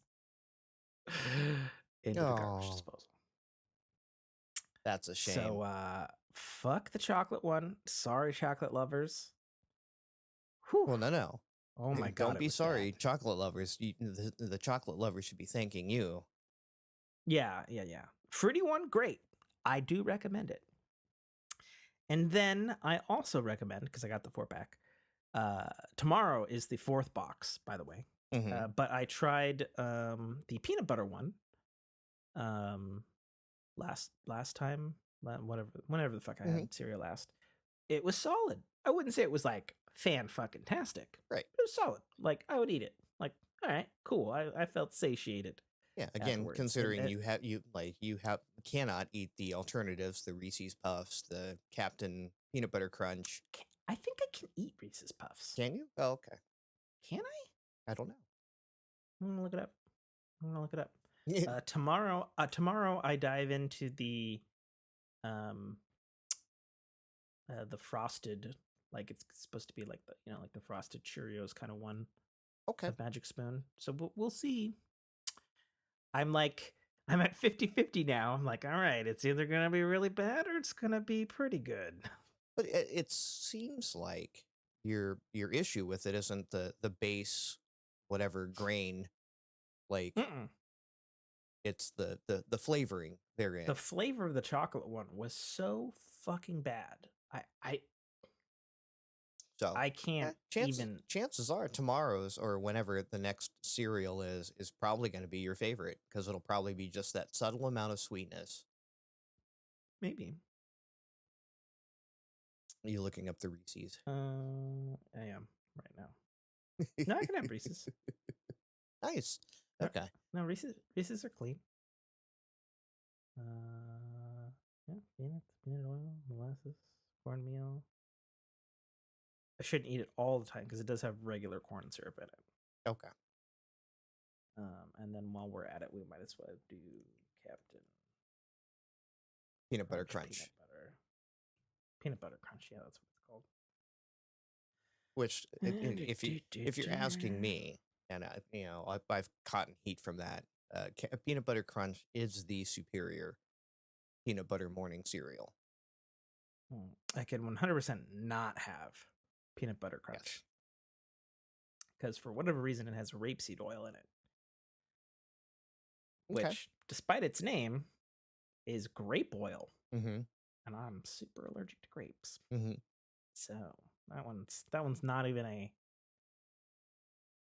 That's not one I can stomach, unfortunately. Bummer. That's probably what makes it superior.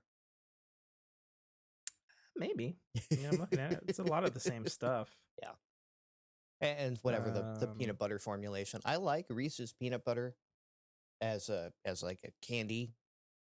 Yeah, peanut butter. I like Reese's better than most other peanut butters, but you know what always pissed me off was when they started selling the fucking Reese's peanut butter next to like the Jiffy in the store. That the peanut butter even doesn't though taste Jiffy doesn't exist, but yeah, it does. No, it's Jif and Skippy. Mandela effect. Trust me. Choosy moms choose Jif. Jiffy lube. Jiffy peanut butter. You're about to get Mandela'd. You know what? I'm still going to call it Jiffy, okay? I know. You and a ton of other people do, which is why it's in the list of Mandela effect stuff.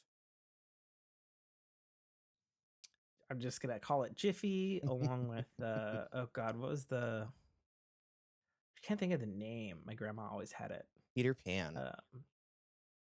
No, not peanut butter. I was thinking of cereals again. Oh. It's like a yellow cornball, super plain. Kix. Yes. Yeah, good old Kix. Can I have Kix? All right, I'm looking now. Can you have Trix? Trix? This is what we're doing for life. Kix? I cannot have Trix. Then you probably can't have Kix, because Trix is Kix with fruit flavor. Is it? Yep. Hence the spelling being the same. Oh, there's a rock band called Kix? Okay. There's a video game called Kix. Or Quix. Kix cereal product. Original Kix. We're officially renaming the Life Stories topic to Can Tim Eat This? Actually, Kix I can have. Really? Yeah, whole grain corn, cornmeal, sugar, salt, brown sugar syrup, baking soda, vitamin E. But you can't eat Trix, huh? Do they use grape? Can they use do they use grape juice or something for their flavoring as the base? I don't know. Let's look at Trix again. I know a lot of fruit snacks use apple juice. Yeah, and grape. Apple and grape are the really common ones. Yeah. Or white grape is the common sweetener thing in fruit snacks and stuff. All right, Trix cereal.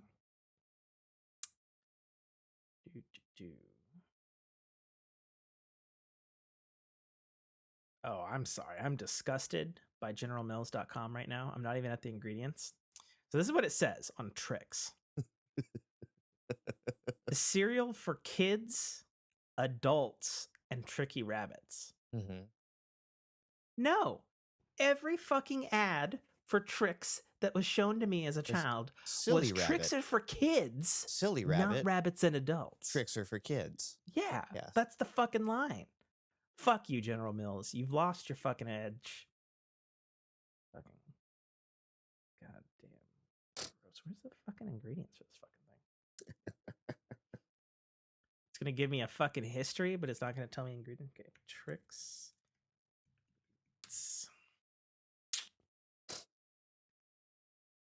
It's compelling stuff here, Tim.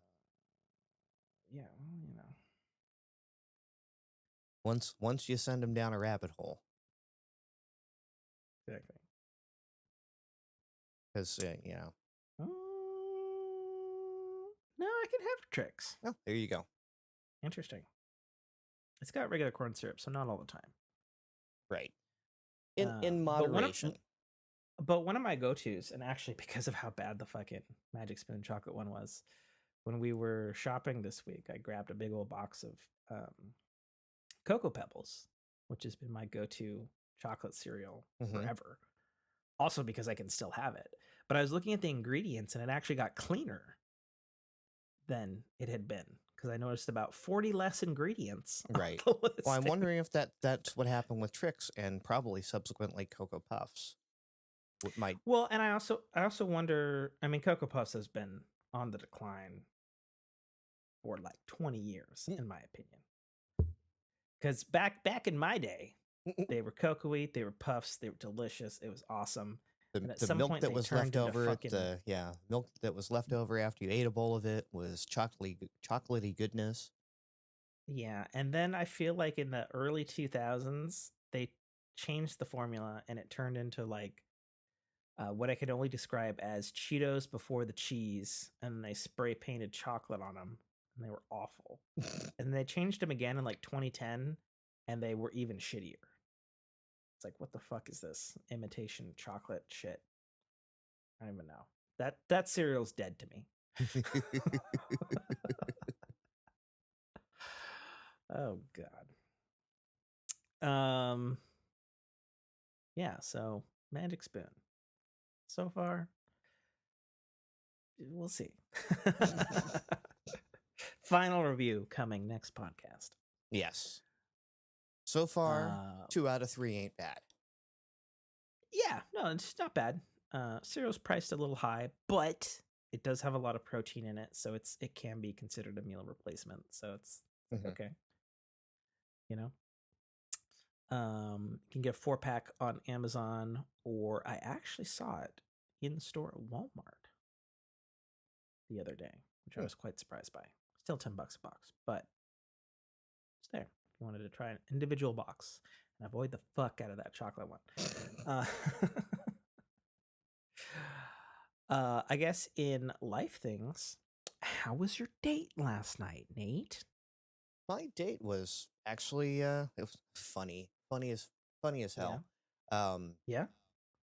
So my wife is dietarily compromised, so we have to be very, very, very picky on what and uh, where we dine. So I don't know anything about that life. right, and How is she dietarily compromised? You've never talked about this. well, Are you allowed she's to say? yeah, it's fine. She's always been like moderately lactose intolerant, which that was you can work around that, and the occasional ice cream just made her tooty. So also my wife, right. Okay. But for some reason, during our second pregnancy, so first kid was born, no problem.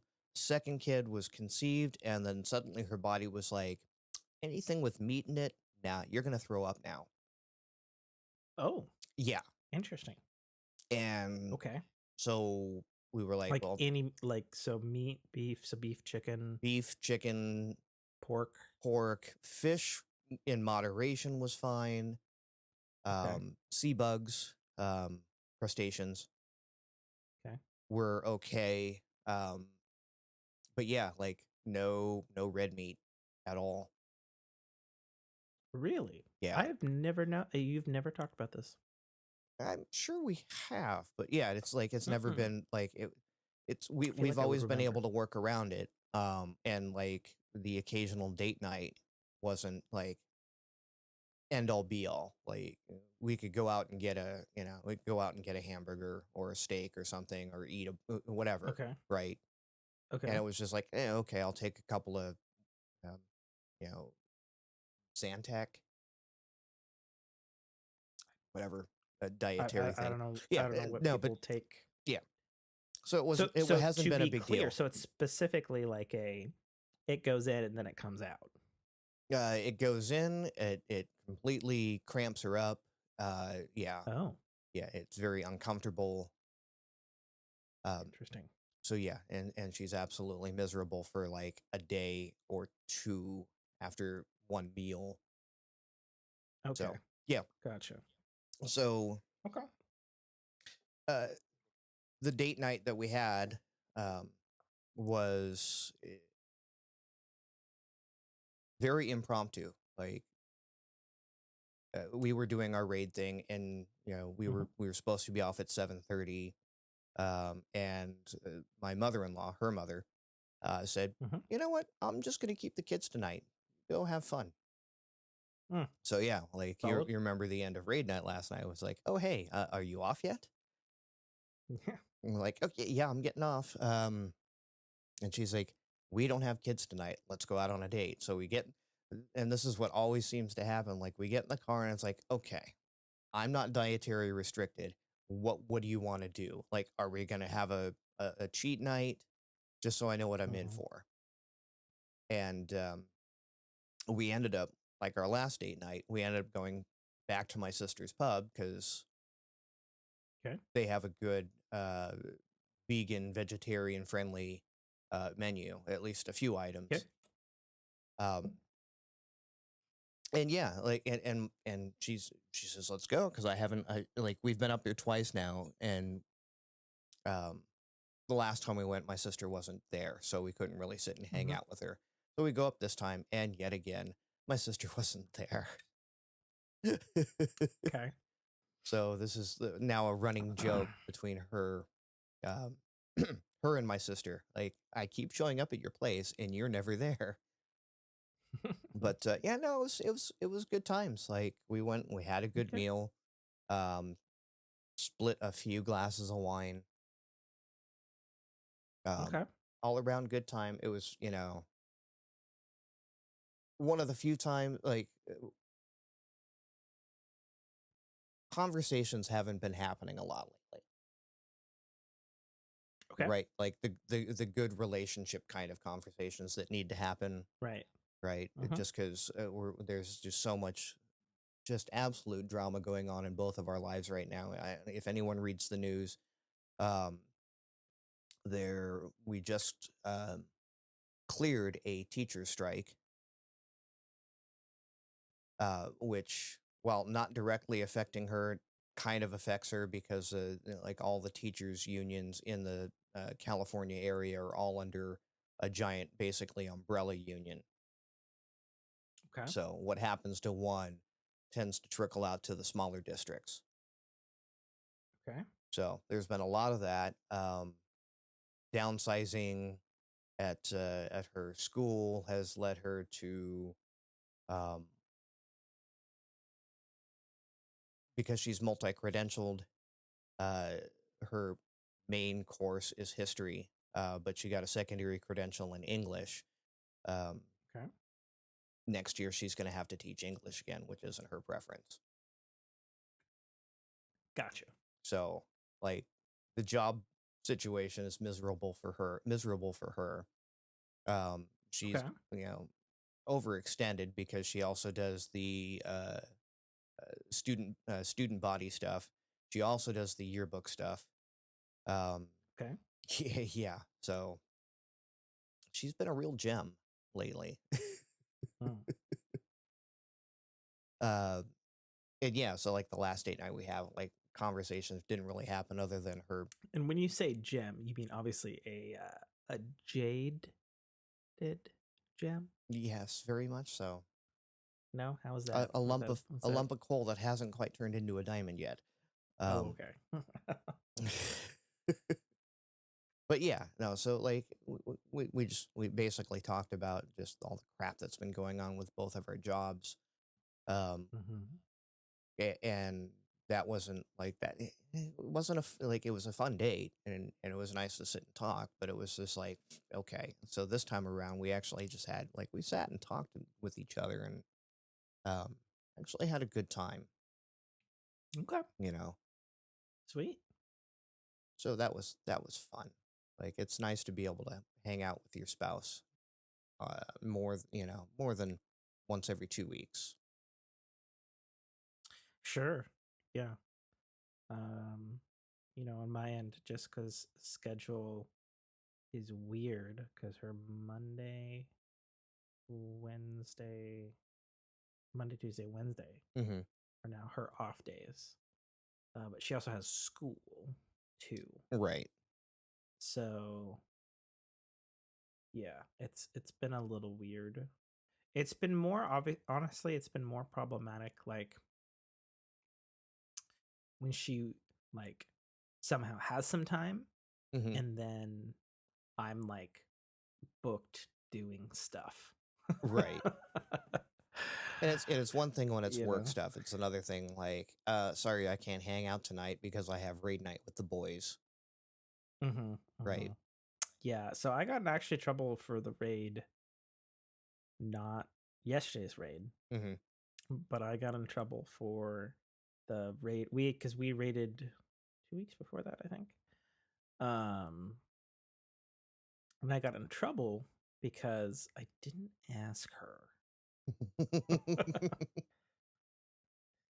I should have, Yeah, but I did. which explains why you were like totally okay when I was like, let me clear this with the wife before I commit to anything. And you're Mhm. like, when are you gonna find out? And it's like when I get home because it's not a conversation I want to have on the phone. Well, and what was funny was, so after we all got off on the raid last night, Mm-hmm. um, which by the way, we actually ended up running for an additional 30 minutes, I figured as much. because Kono's wife came in and was like, she's still asleep. I'm not gonna wake her. Right. Yes, yes, I So completely we'll understand that. just chill for 30 minutes. And then he's like, I got 30 more minutes, boys. And then they got to fill. And I think we only actually ran it like another 2 times, but most of it was the guy who came in was like, we don't fucking go back. When I beat the raid the other day, is what he was saying. Mm-hmm. My team did not go back and forth on the jumpers. And then I'm like, how the fuck did you beat this then? Show us how you did it then. Mm-hmm. And he's like, well, we did this, and I don't know, your thing's not doing it. We're like, well, what the fuck? Um, but no, after we got off, and I saw Jessica for a little bit because then she had to go to bed because she worked today. Mm-hmm. She was like, I'm gonna be totally honest. And I was like, yeah. And so to be clear, I cleared with her on Monday. I Mm-hmm. was rating yesterday. She's like, I totally fucking forgot that you have a raid that you were raiding tonight. Mm-hmm. And I was like, I was about to get defensive. I was like, like I cleared it. I cleared it with you Right. on Monday. But we If you talked remember. about this. I asked you. She's like, no, I remember. But what I didn't remember was that it's your podcast night on Saturday. And had I remembered both of those things, I wouldn't have let you raid it on Friday. Oh. And I was like, oh, surprise. Right. So that's where we ended up on that Okay. Well, I last mean, night. And obviously, it ended up working out because she got sent home right. at like 1 today, and so we hung out for a little bit. And while I was supposed to hang out on games this evening, Jessica was like vetoed, and I was Yeah. like, understandable, Yeah. because I'm gonna abandon you in like 4 hours anyway. So yeah. Granted, this is not the qualitiest of hours. Like I'm sure she's probably like passed out in bed or she's consuming that ice cream she took out of the freezer. Could go either way. Right. She should be asleep. She Yes. told me because so without going into specifics on her job because we haven't done that Yes. here for her job reasons, but one of her new tasks at her job is apparently going up and down a long ass ladder between like I guess a floor or something, and so you know ladder she's not accustomed and or built for a ladder Mm-hmm. environment, and so she's super extra tired all the time. Yeah.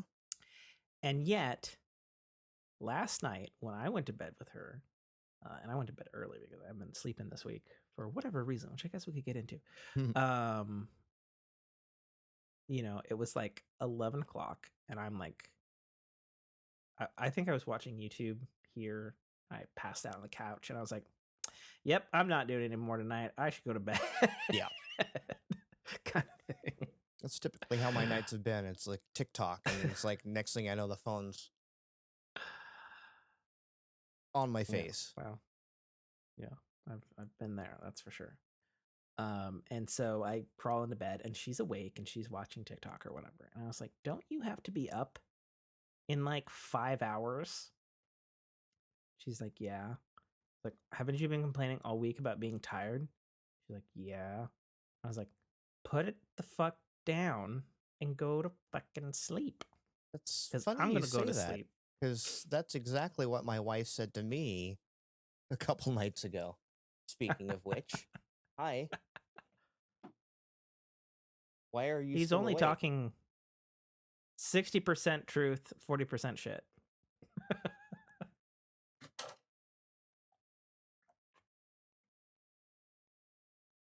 Pew pew pew pew. That's awesome. Yes. He's holding up a shirt that's got X-Wings and TIE TIE Fighters. Fighters in the Empire Strikes Back font. Are you going to bed? Okay. Ladies and gentlemen, we're about to find out if Natefu's wife is going to bed. You're going to go in the living room and play Destiny, aren't you? Okay. I better not see your name pop up on Xbox. Okay. Love you. Mean it. Why don't you want her to play Destiny?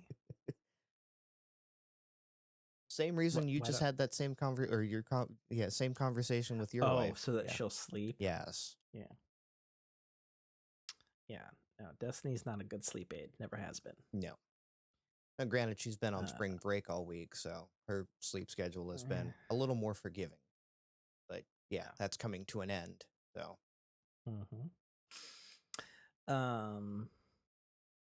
Yeah, and then I guess the other thing is I fucking have not been sleeping this week. I had like a channel, like I had like a my dream brain has the remote and it's flipping the dream channels last night. I had 3 distinct dreams.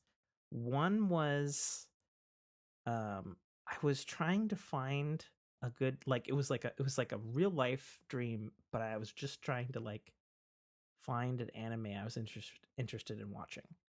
And I was just like, oh, no, not that one. No, not that one. Well, maybe that one. And I was just like when I woke up this morning and I was just like, did I just have a dream about what I'm probably going to do when I like pour cereal here in like 30 minutes? Like, what the fuck? It's so stupid. And then, actually, I wrote it down in a text. I wrote down a text to my wife. She texted me this morning. I texted her. Yeah, I mean, it's a lot better than the occasional time when I have a dream and my dream is me being at work, and then I wake up and realize that was a dream and I have to now go to work. Oh yeah, so my other dreams. Oh yeah, those dreams suck. By the way, fuck those dreams. I had a dream once where I thought I was late for work, and then I woke up in the dream, and then I woke up in real life, but it was like 4 a.m. and I didn't actually have to go to work for like another 2 hours. I was like, fuck. You got the pants on, the belts on. You're like, you're about scrambling to get the other clothes on, and you're like, wait, which reality is this? Right. No, the other dream I had was I was at a ultra fancy hotel in Italy, and there were murders going on. And then Jessica was apparently friends with someone who was a lot like this character Keely Jones from Ted Lasso, but she lived in a guest house on our hotel's balcony. Super weird. Okay. And then, as I said to Jessica this morning, and then the third act of my dream was either me or being or watching like remotely like a god this like odd tense never spoken love romance where this dude lived with his crush in her parents' house and then they took a long train to university every day. Like that's what my At shit least you got was. the terminology right. Long train to university.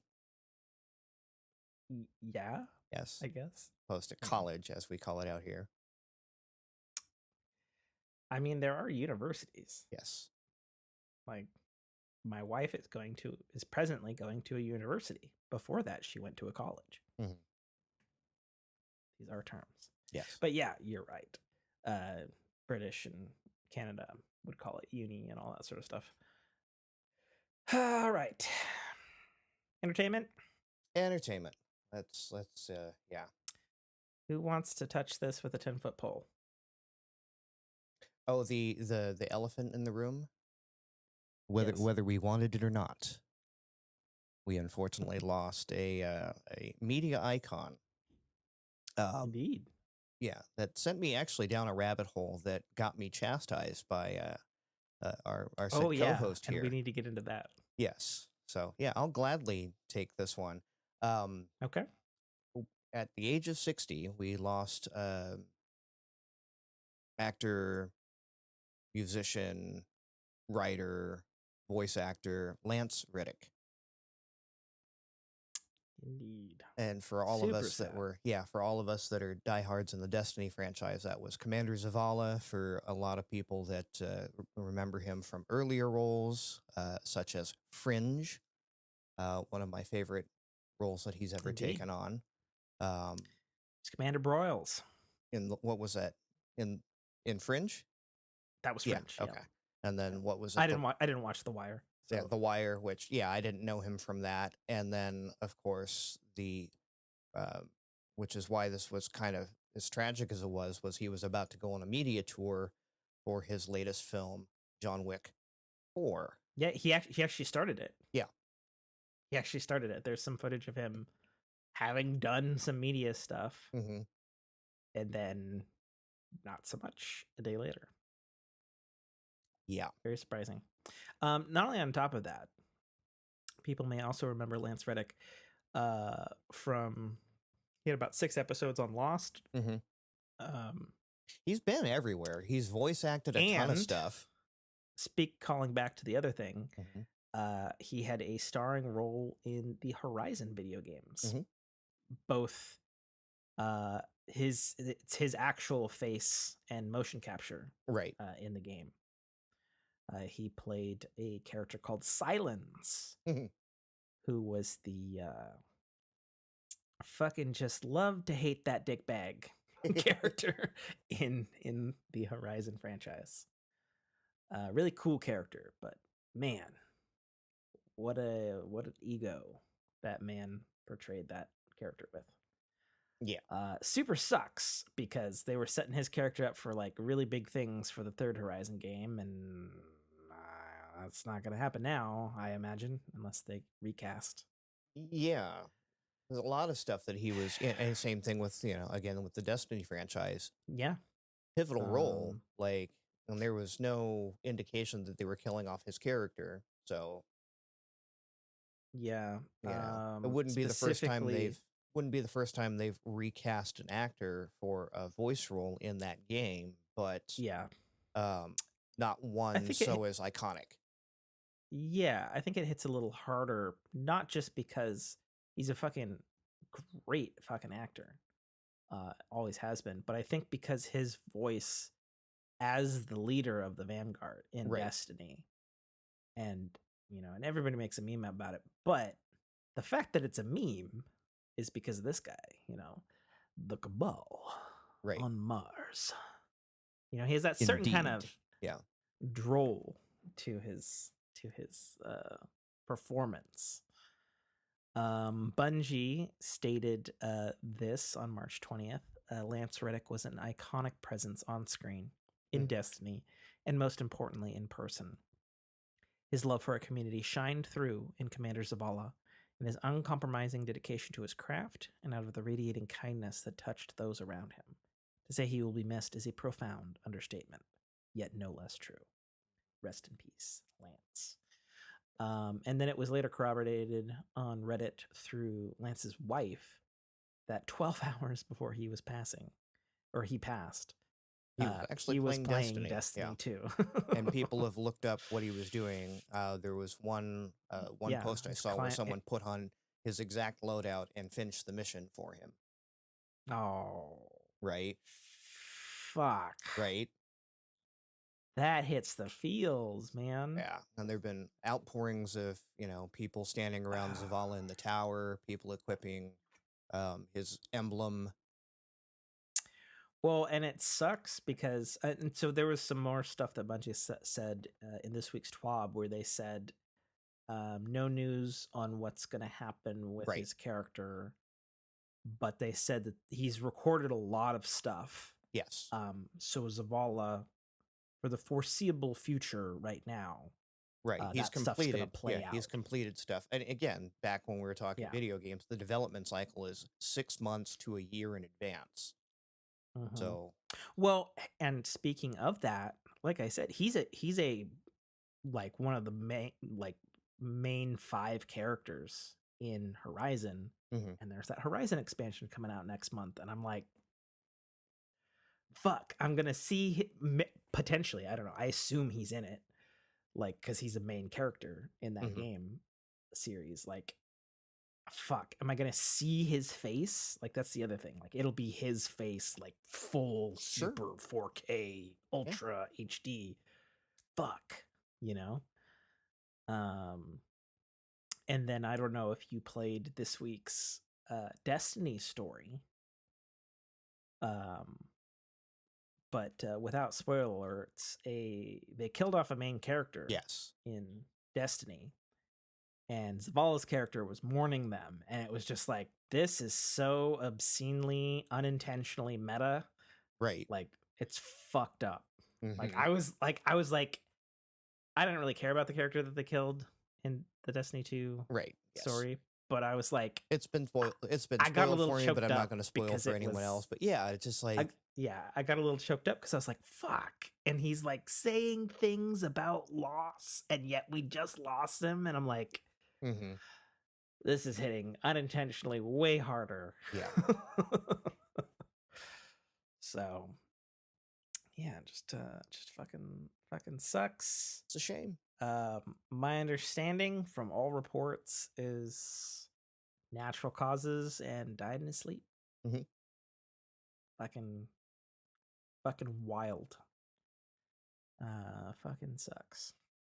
But it did send me on a rabbit hole that I was just like, tell me about your rabbit hole before we move on here. So apparently, and I don't know if it was intentional or just scheduling, fortuitous scheduling. I'm going to go that it was probably intentional in some sort, some shape and form. But one of the channels on cable was running all the John Wicks back to back. And as much as I'm familiar with the character and I'm familiar with the memes and I'm familiar with like some of the behind the scenes stuff, because being a firearms enthusiast and some of that training occurred out here. Yes. I was well versed with it, but I'd never actually sat down and watched any of the John Wick series. That has now changed. For shame. Right, for shame, he says. Yeah. And yeah, I think I likened it, and not even in the same, it's not in the same vein, but it's that over-the-top kind of movie, much like the same reason I like watching the Fast franchise. Right? It's just gotten so bombastic. I mean, I've only seen the first 2 films in Tokyo Drift of Fast, and other than that, it's been purged from my memory. My wife keeps telling me that she's going to lock me down to a chair and force me to watch all of them at some point. Sure. Which probably very possible since we have Peacock. But the thing that I like about John Wick is that it's a 90s action movie. Yes.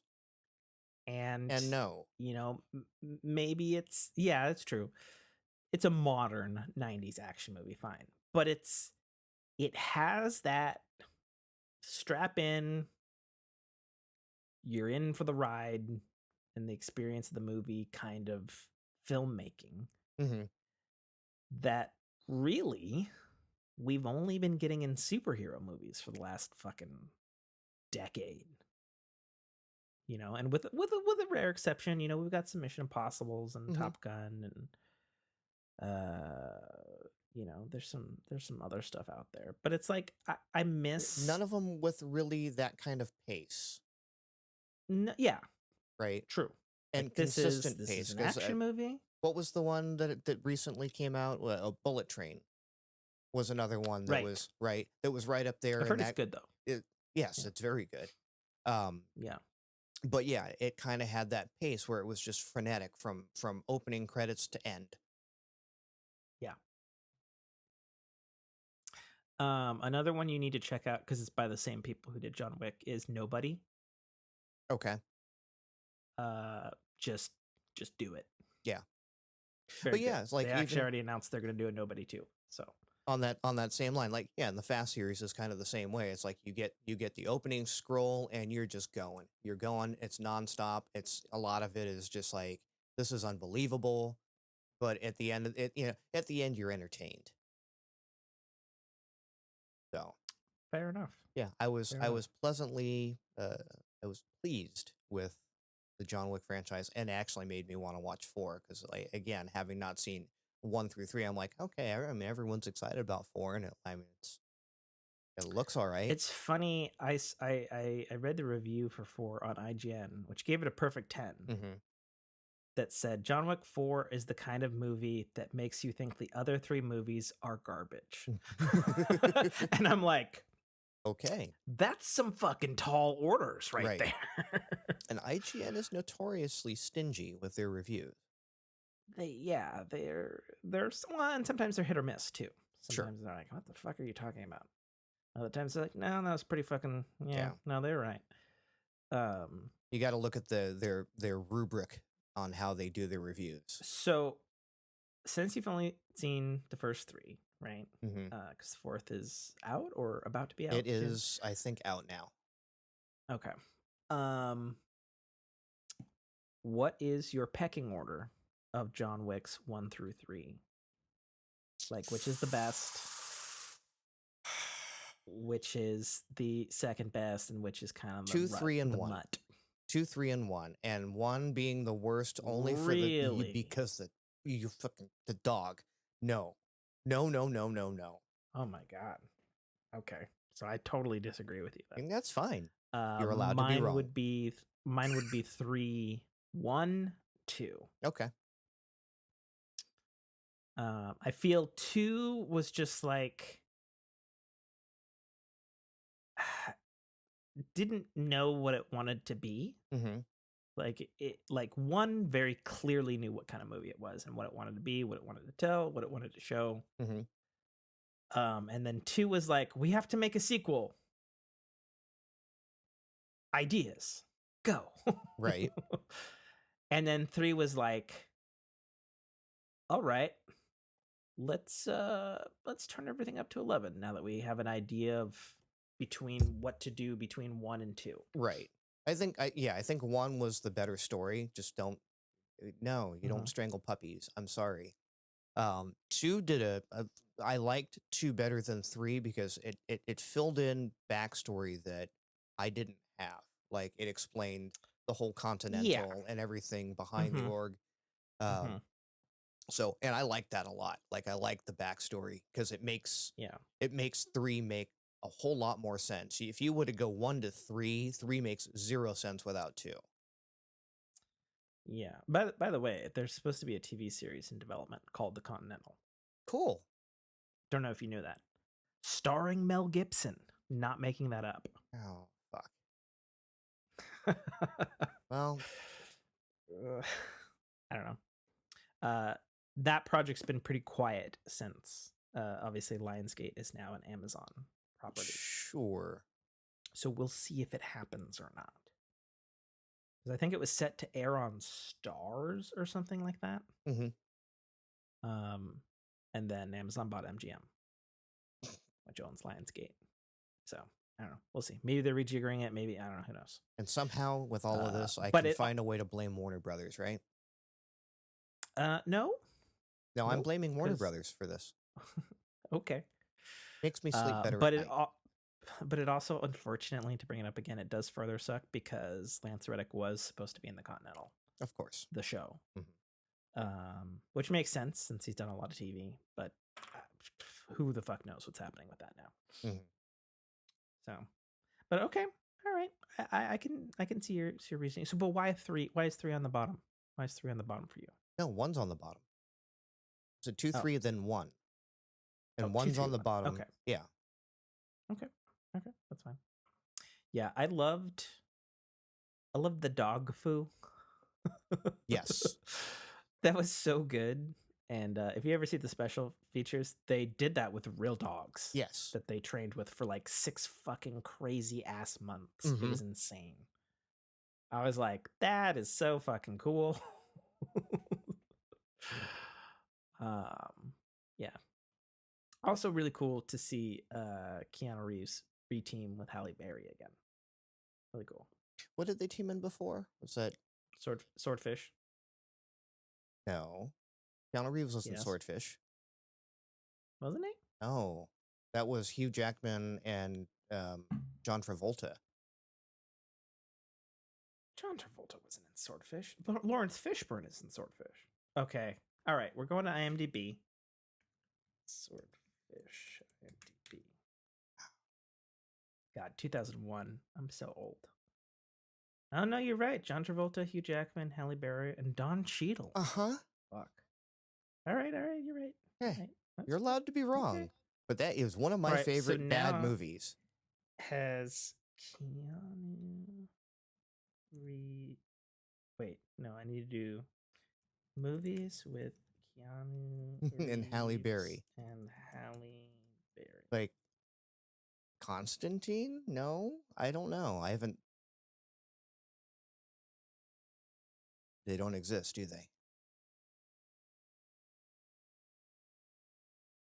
Did I just hear a fucking owl outside of my window? Did you just hear that hooting? No. I just heard a whoo hoo. I mean, we get owls. Yes. So we get them here. So does this movie exist, or are you are you down she another? Apparently almost was in Speed. Okay.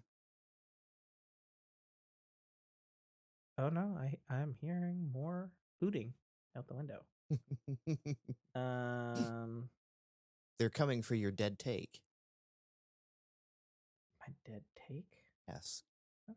The Keanu Halle Berry reprisal. Oh.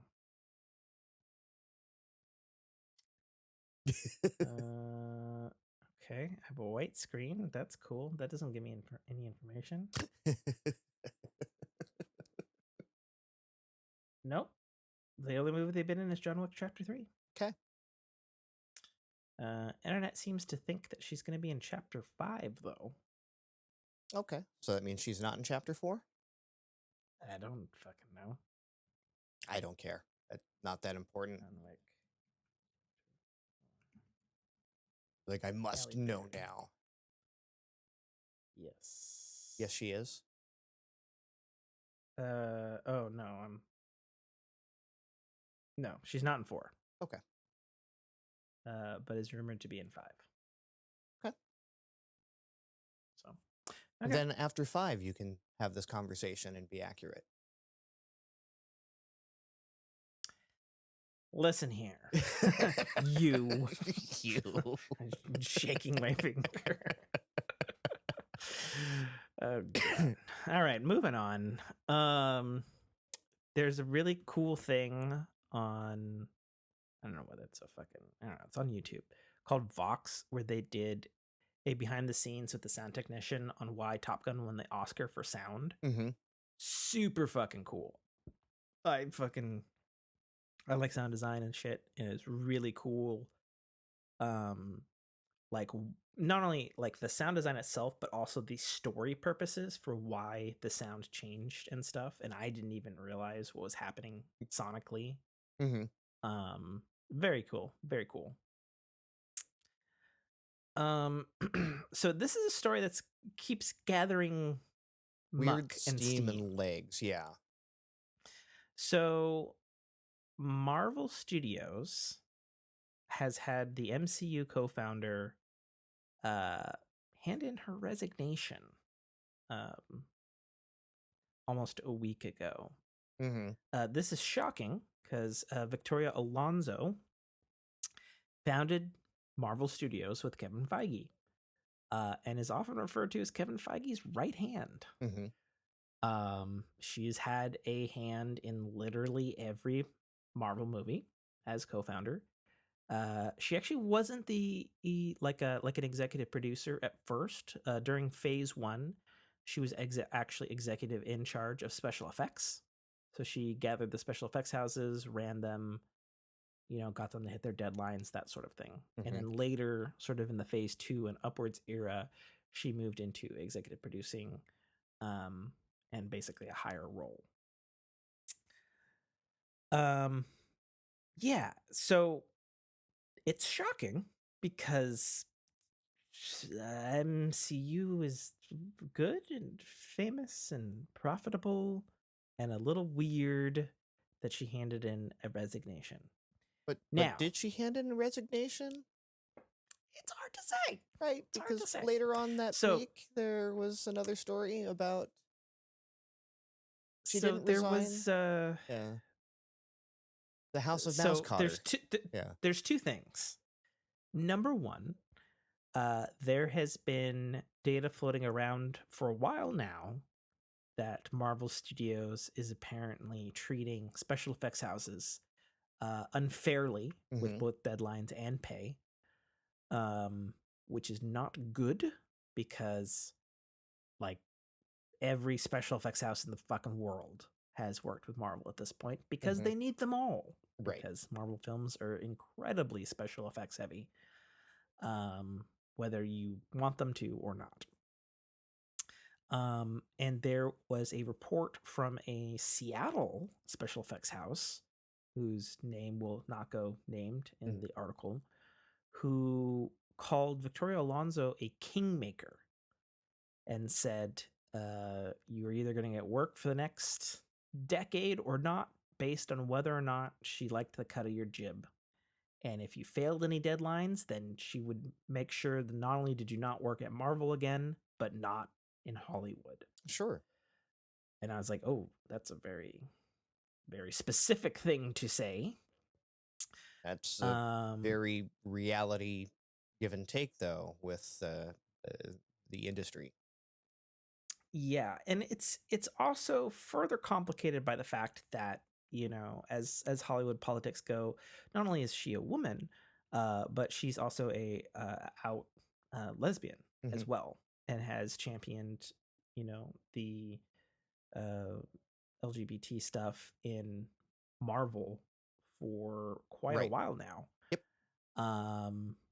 And wisely, when she's spoken about it, and this is the Marvel fan in me agreeing with what she said about it in the past, is, she said, everybody needs to stop freaking out because I am a lesbian and stuff. We're not going to turn your favorite heroes or whatever, gay, bi, trans, whatever. She's like, there's plenty of Marvel where they are gay, bi, trans, whatever. Right. And we're going to focus on those in the upcoming properties. Right. And I was like, that was super smart to say because that speaks to the comic book people, speaks to the audience. I think that's just smart. Right. It's basically saying the representation's already there. It wasn't maybe in the forefront of the comics, and we're going to do our best to bring them to the forefront in. Yeah. Right. In film. Yeah. So. For sure. But yeah, the properties are there. Yeah. But then things got more complicated where another report came out that said that she was fired.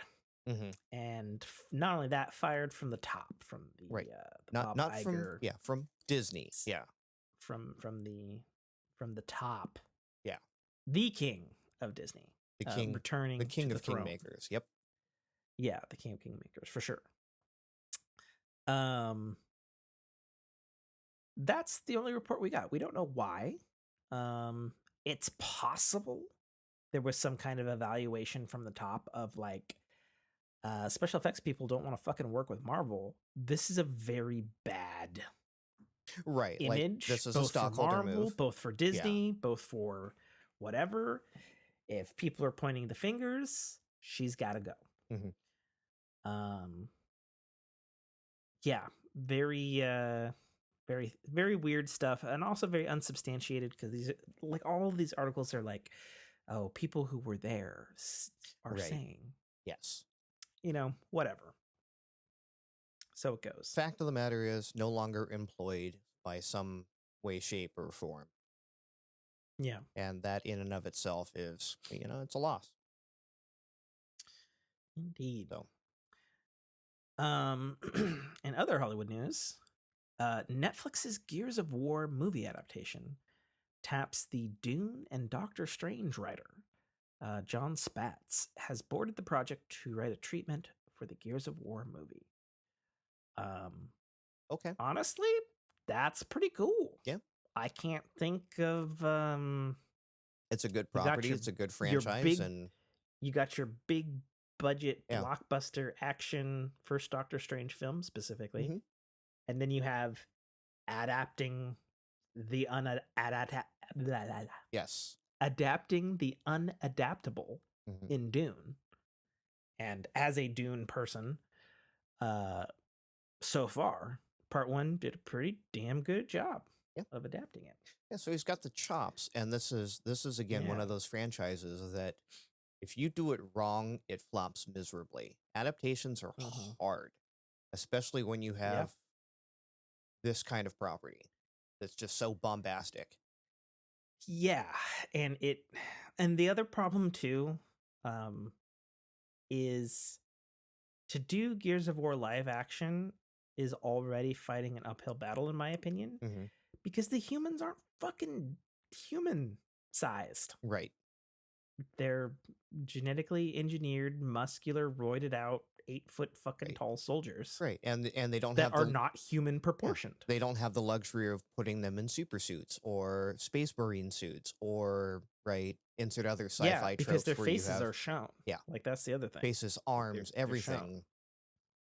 So yeah, it's like every character in the series going to be Hulk. Like that kind of a treatment. I don't fucking know what you do. We'll see, obviously. Have they announced a cast for it yet?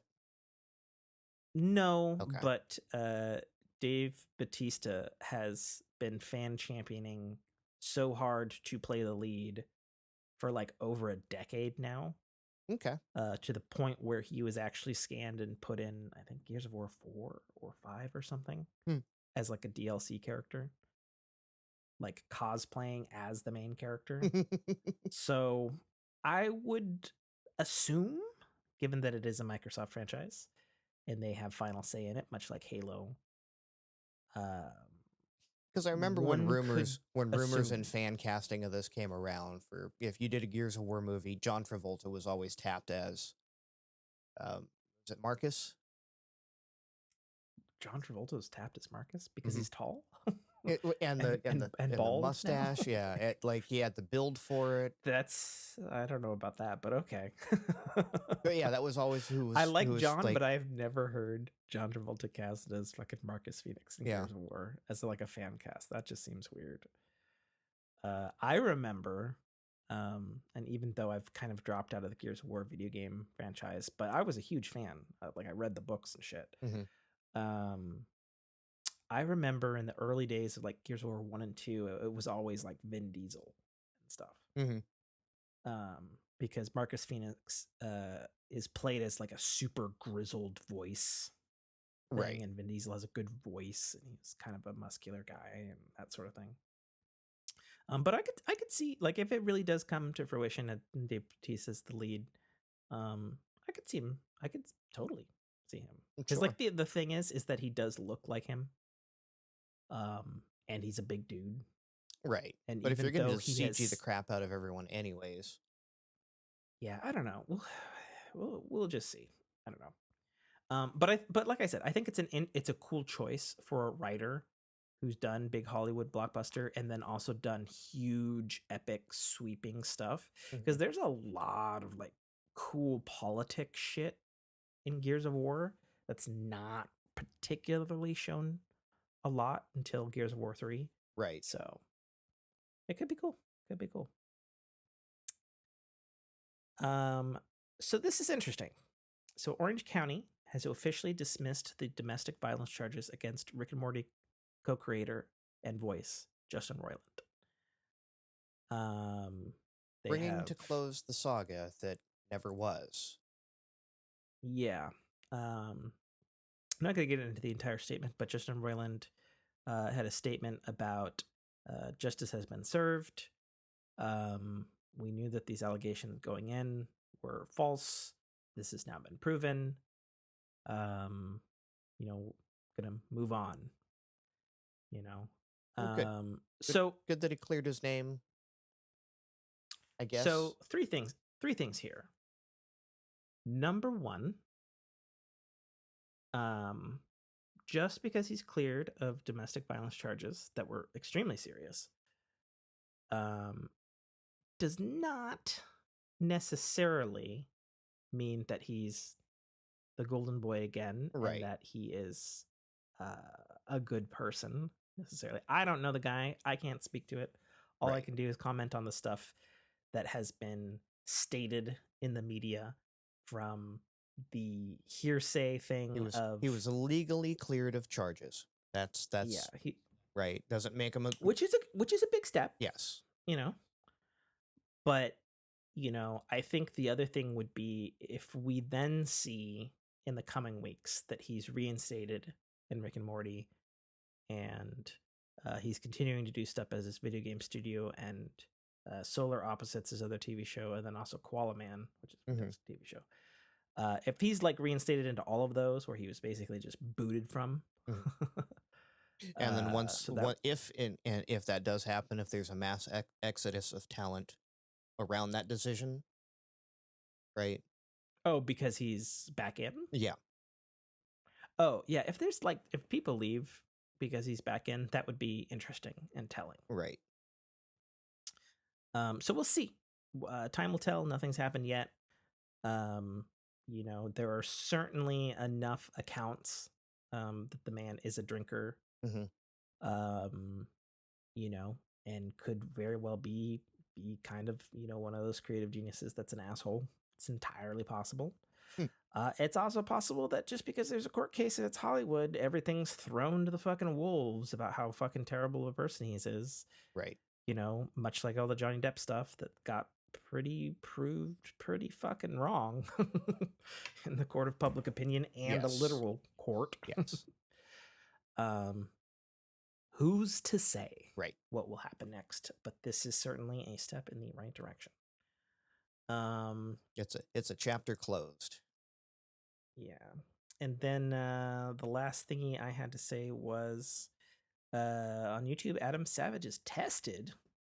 Got to play around with Master Chief's armor from season 1 of the Halo TV series. What a cool video. First of all, love Adam Savage. He's awesome. For those who don't know of Mythbusters fame. Yes, the Mythbusters guy. The redhead, specifically.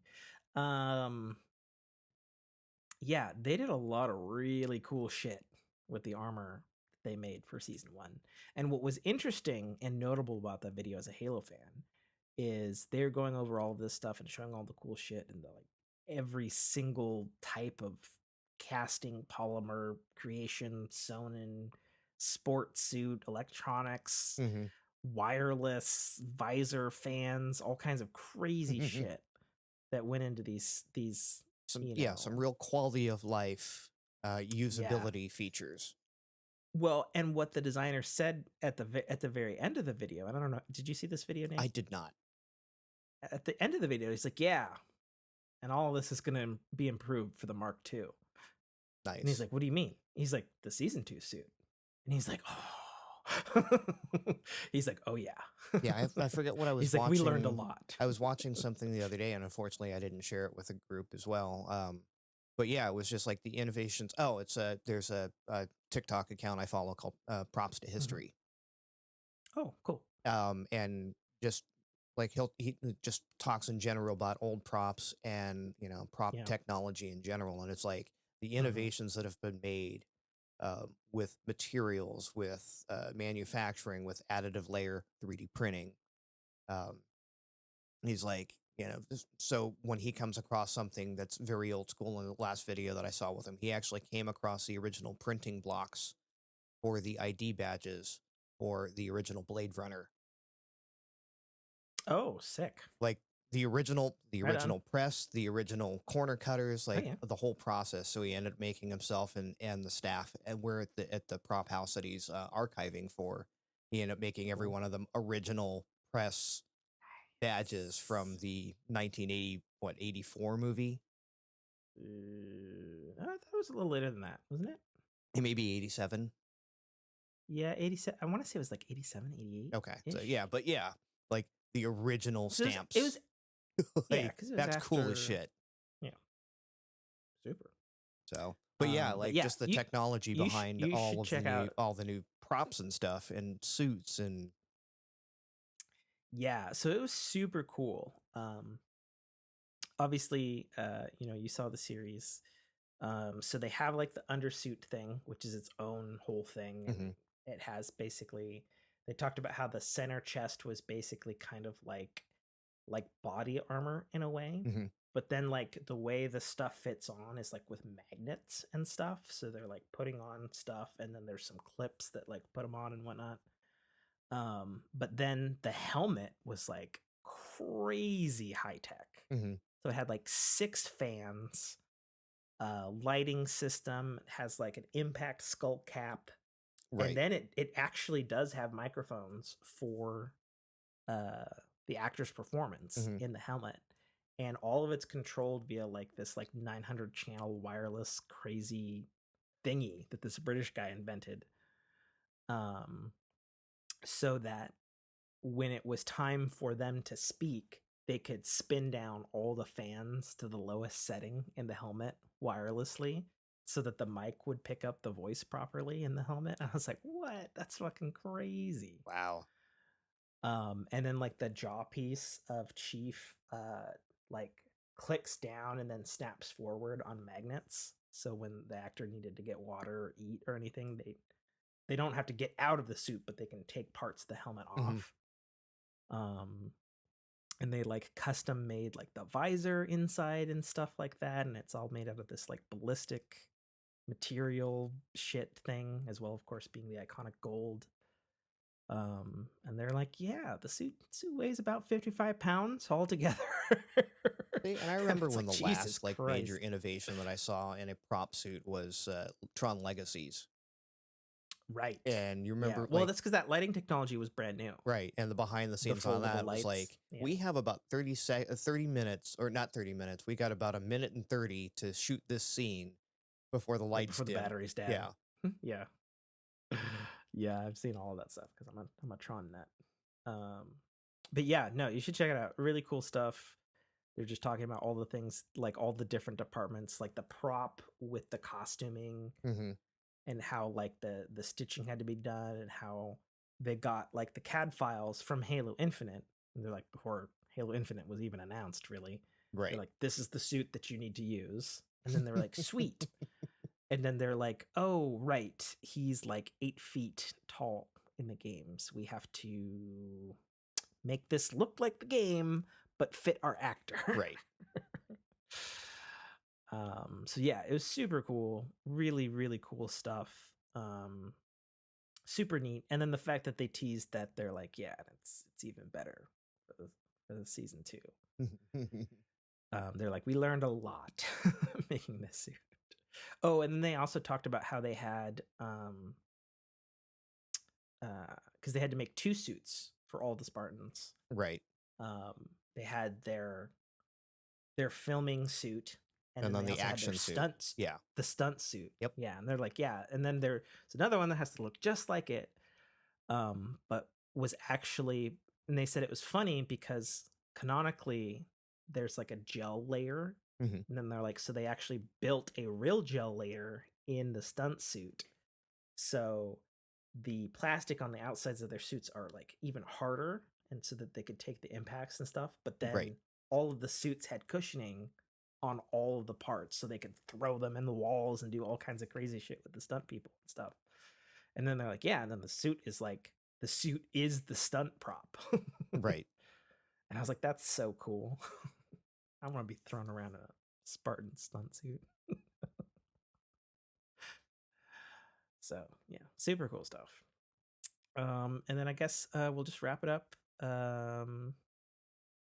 What you been watching? I have been watching John Wick.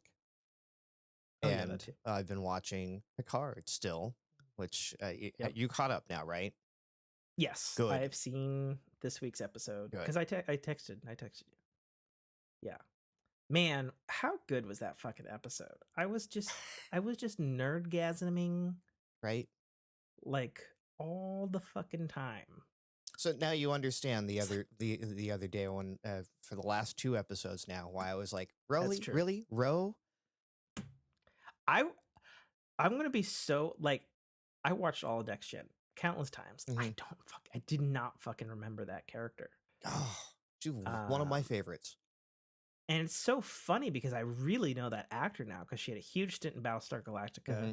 She was a crazy fucking person that we just saw in True Blood recently. Right. You know, and she's shown up in I remember seeing her in things True Blood. I'm like, is that just Ensign looks the Ro? same and she doesn't fucking age. What is up with that? But yeah, like, and it's surprising you didn't know her considering how pivotal she was to the series with the Maquis thing.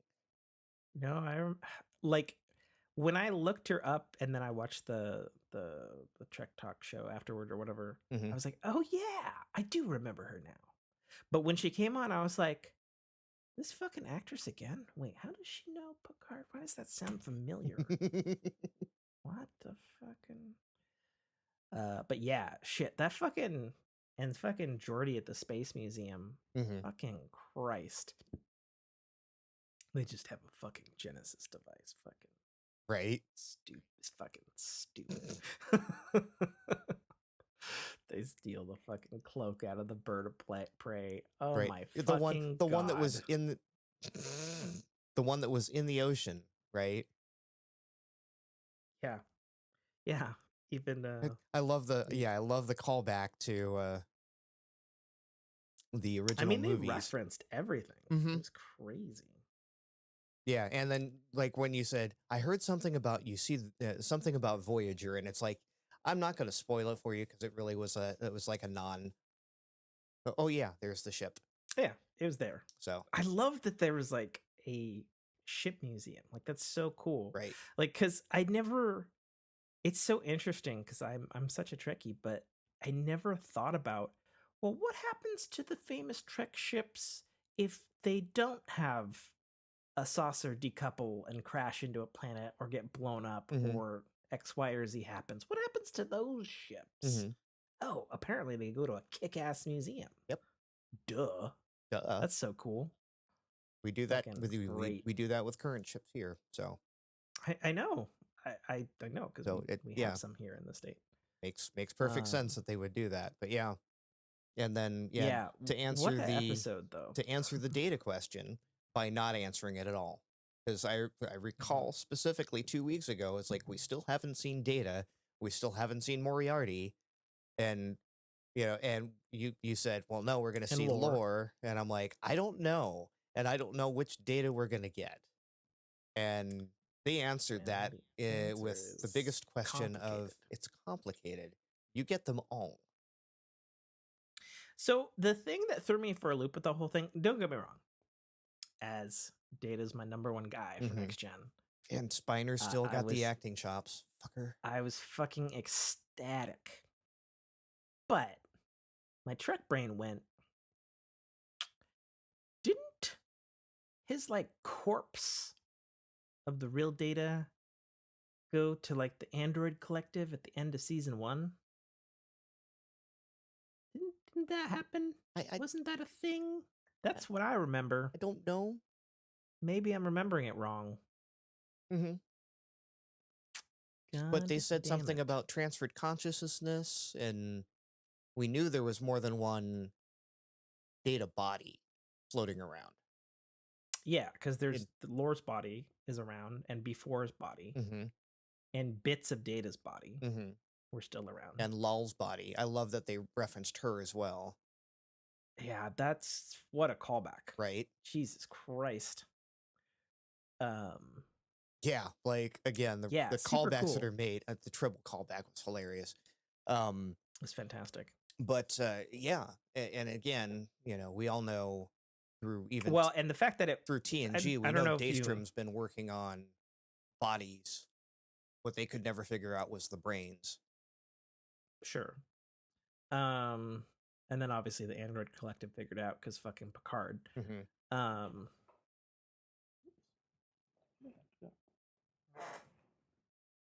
okay, whatever. I'll get it later. Yeah, I have questions. I have many questions. Many questions, and we're running out of episodes to answer. Could you imagine if the series ended in 3 more episodes? I'd be so mad. Yeah, it couldn't be. Like at this point, I'm having trouble figuring out how they're going to do it. We have a in lot 5. of questions to answer. They got a lot of shit. Yeah, they got a lot of shit on the table. Mm-hmm. But this is the episode. We have. I mean, that's everybody. Mm-hmm. Everybody's there. Yeah, I don't know. I don't fucking know. I still don't know. Everyone's there, and we got a couple of people we weren't expecting to be there. In the case of Ro, like, yeah, what is Jack? How is Jack? Well, and the thing is, we don't know what the deal is Mm-hmm. with the changeling leader, I guess, Mm-hmm. and why our main bad guy is afraid of. You know who that actress is, right? Yeah, it's Amanda Plummer. Mm-hmm. Yeah. Okay. Yeah, I've seen her. And like I said, or maybe I didn't say. A little bit ago, I totally forgot she showed up in fucking Hunger Games. Mm-hmm. Though her only words were TikTok, TikTok, TikTok, Mm-hmm. like a fucking psychopath. But yeah, no, she's great. And then the other thing too is they've said since the season, like before the season started, we're gonna get that current era's Enterprise. Mm-hmm. And it's not here yet, and they're still rolling around on the kind of shitty Titan. Right. And I'm just like, you know that's going to be like a closing scene thing, like. Oh, I hope not. I fucking hope not. What I need to happen is for Janeway to like show up in the fucking Enterprise, right? And be like, see, that's right, another Picard, one. You got the bridge. I know she hasn't been rumored to be on it, but her name's been brought up so many times, and they made a reference to Voyager. Like, if she doesn't make a cameo on this, I actually be disappointed. Well, and it's funny with her being on Prodigy. Mm-hmm. She said she's open to coming back into live action. Mm-hmm. She wasn't originally, but she's found new joy in playing. Spoiler alert: the Janeways on Prodigy. And she said there's been talk of doing like a Picard thing for Janeway, right? Which would be just fucking awesome. Can you imagine if you like this again, your closing scene? Here comes Janeway in the Enterprise. What would it be? E at this point or F? It's the F. Okay. And specifically, and they've said from the get-go that they are using the Enterprise F model, which was first introduced in Star Trek Online. Okay. And was actually designed by a fan. Nice. And that it would be updated for movie or screen standards by their design team. So yeah, so we already know what it looks like. Here's your final scene in Picard. Here comes Janeway, and the Enterprise F pulls up into space dock. Admiral Picard takes it over, and she's like, "Cool, I'm just gonna go take out my old ship." We don't need that. That's silly. I would rather her show up and my old ship. I would rather her show up and peace out. I would rather her show up in the Enterprise and be like, you've been up to some shit, Picard. Right. But probably not without reason. let's go or some shit, like everybody aboard or something. Right. Like that'd be fucking ugh. I don't know. Yeah, Picard's been just on fucking fire this season. Mm-hmm. I haven't, it's been so, man, makes me wish season 2 was at the quality of this season. Right. For sure. Like, you didn't even Just need fire. season 2 at this point, story-wise, other than maybe some character development. Yeah, it was ancillary. That's it. Other than Seven and Ralphie's Rafi, character, I yeah. guess. Well, I mean, Picard did grow. You know, his heart grew 2 sizes that day. Fucking Picard season 2. But yeah, I don't know. And then, of course, I've been watching Mandalorian, which is now starting to pick up some steam. And I think the last episode was probably the best of the current season so far. It was okay. I unfortunately had it a little overhyped to me. And I watched it and something didn't feel right about the whole backstory thing. There's just something like fan filmy about it. Like it felt weird to me watching it. It was only later that I found out that the dude who was playing the Jedi is fucking Jar Jar Binks. I saw the name in the credits and I went, no way was it the mini Mace Windu. And then I looked up the credits. Yeah. I'm like, yep, yeah, that is him. Yeah, it was cool. It was cool. But yeah, no, the episode as a whole was weird. It had weird. I don't know. It just hit me weird this week. Okay. Speaking of other Pedro Pascal shows, The Last of Us has wrapped its first season. No, I haven't watched it yet. You should. I know. It's done now. You can watch it and then complain to me about why would you make me watch this thing, Tim? I fucking hate you. Yeah. Everyone I've every time I see someone comment on it that I know, I go, rumor has it, as a dad, approach with caution. And every other, like, I'm almost immediately met with a response of, as a dad, yeah. So I don't know that it's gonna I'm not looking forward to doing this. And if I do it, it's for the show. And if it mentally destabilizes me, I'm blaming you. And that's okay. Okay. But it had its season finale. Season 2 is in the works. It has already been stated that season 2 will be coming later. Sure. Like I don't. Production cycles have been so screwy. Like, well, if you played part 2, well, not even later. I'm not talking about like Last of Us in general. I'm just like Last of Us. I'm talking about in general. Like, Orville season 3 is nowhere near like coming out, and like season 2 came out earlier in the year, but season 1 came out mid-year. So it's so hard to predict when next seasons are going to drop. Yeah, I mean they've already come out and stated they're like, you're gonna be waiting a while. Like, just pretty chill. It's gonna be a while before season 2. And presumably they've also confirmed, which is good because this was my concern for season 2 with Last of Us. They have confirmed, because season 1 does cover the events of the first game. Completely, or yes. Okay. I mean, okay. Enough said, without being spoilery. To the degree that a TV show can cover the entirety of a 30-hour video game. Yes.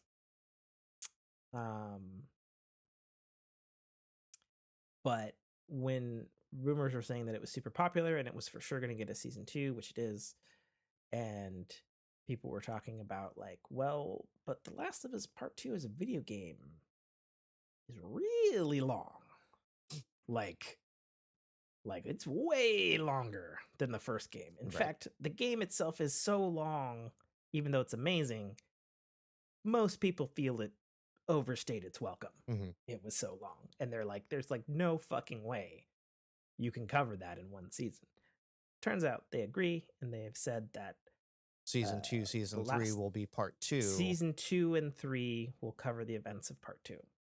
And hopefully trim the unnecessary fat that the fans have complained about. I mean, the unnecessary fat is mostly that, like, the game just goes on and on. Not necessarily story fat. Right. But it's just like, you're like, by the end of the game, it's a bit of a slog. You're just like, holy shit, there's more to play. Right. Like I was done 5 hours ago. Where the fuck is the end? In fact, I remember thinking that exact thing, and I looked it up because I was like, how many more fucking chapters is this fucking game gonna have? And I looked it up, and I was like, oh Christ, it's got 3 more chapters? Fuck. I mean, so anyway. But yeah, you should check it out. I will begrudgingly do it eventually. Has wrapped. Me and the wife just today finished season 1 of Shrinking on Apple TV Plus, which is fantastic. From the people who make Ted Lasso. So it's got that Ted Lasso energy. Speaking of Ted Lasso, season 3 has started, and it is fantastic. And then I don't remember if I said this last podcast, but me and the wife watched Everything Everywhere All at Once. I believe you did. I did? Yeah. Okay. Well, I'll say it again. Fucking phenomenal. Right. Movie. She hated it, right? What? My wife? Yeah. No, we loved it. Oh, okay. Then maybe you didn't talk about it. We loved it equally. Okay. Yeah. No. Everything Everywhere All at Once. One of the few award-winning films that absolutely deserved every award that it got. So good. So fucking good. That's what I got to say. Cool. I think that's it. Yeah. Yep, that's it. Speaking of overstaying our welcome, we pushed past our hard stop a little bit, but I think we're right at the 3-hour mark. So I think we got everything out though, so we're all good.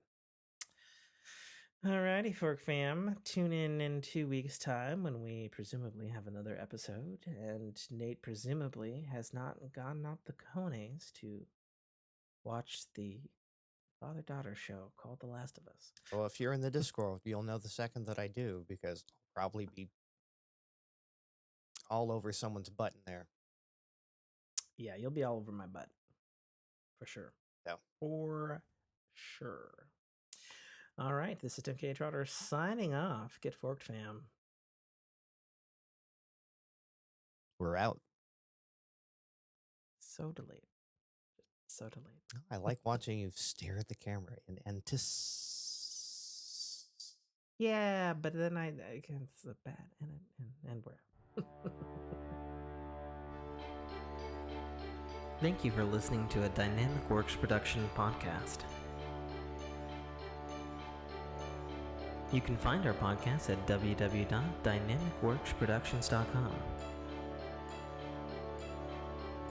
Feel free to email us at dynamicworks@mac.com.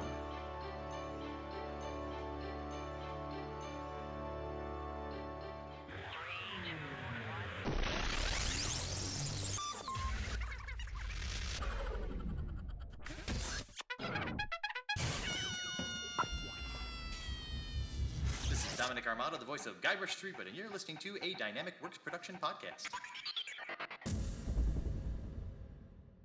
The Citadel, Arrival, is the first installment in a series of epic science fiction short stories reminiscent of the Pulp Fiction style. It's a fast-paced story that will take you through twists and turns that you will not expect, until they are thrust upon you with all the force, excitement, and chaos of a plasma cannon blast.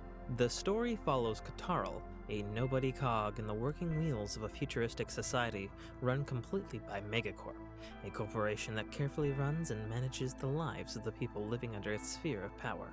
On one of Katarl's few and far between days off from work, an outing he had hoped would be fun and relaxing turns into an explosive adventure that drags him kicking and screaming into situations and challenges that will make him question every aspect of his life. Watch this colorful tapestry unfurl as Kataro and his newfound allies find their way through this classic, yet oddly surprising tale of good and evil, where nothing is quite what it appears to be. That's The Citadel: Arrival by author Tim K. Trotter, available right now on Amazon Kindle Store and iTunes iBookstore for only $2.99.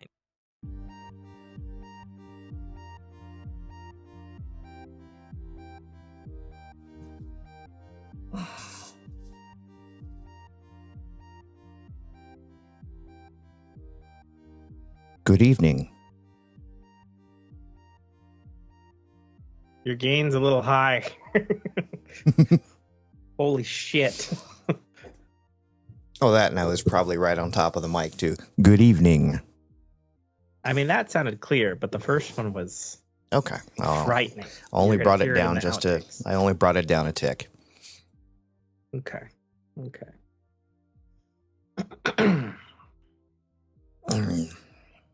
Okay, things are rolling. Skype is recording.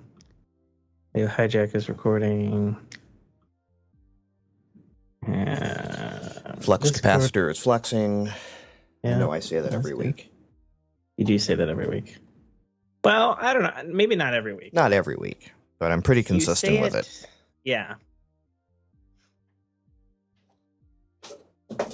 Oh, hey, look. More glitter.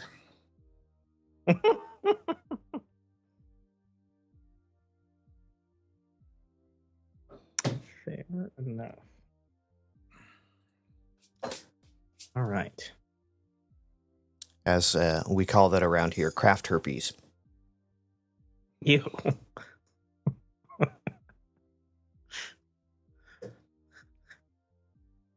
Yeah. Gross. It's appropriate, though. Yeah. It spreads easily. And you never get rid of it.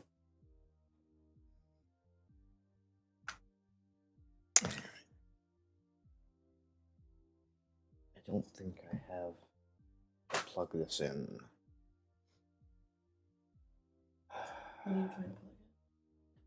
This.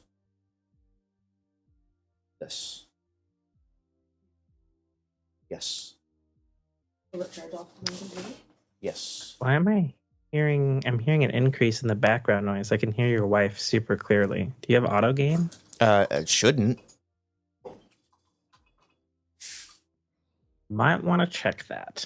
Because as you talk less, I hear more background noise, and that sounds like auto gain to me. Fucking glitter. Ugh. Okay, well.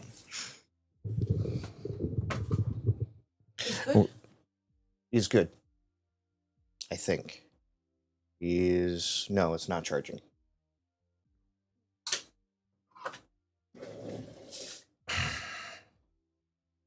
Yeah, let's roll and cut it. Hi, hair of Mrs. Fu. High hair of Mrs. Fu. Oh, you can actually see that. I'm all zoomed large on my screen. Oh. Okay.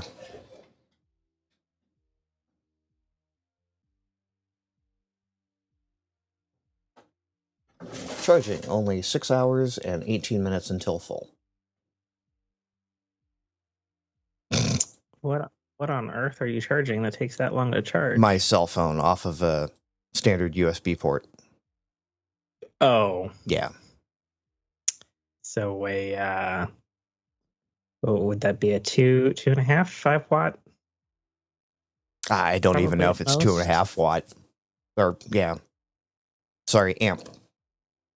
Yeah. Like half amp. Mhm. Something like that. Okay. Yeah. We are good to go. Yeah, wifey is sharing the office with me tonight.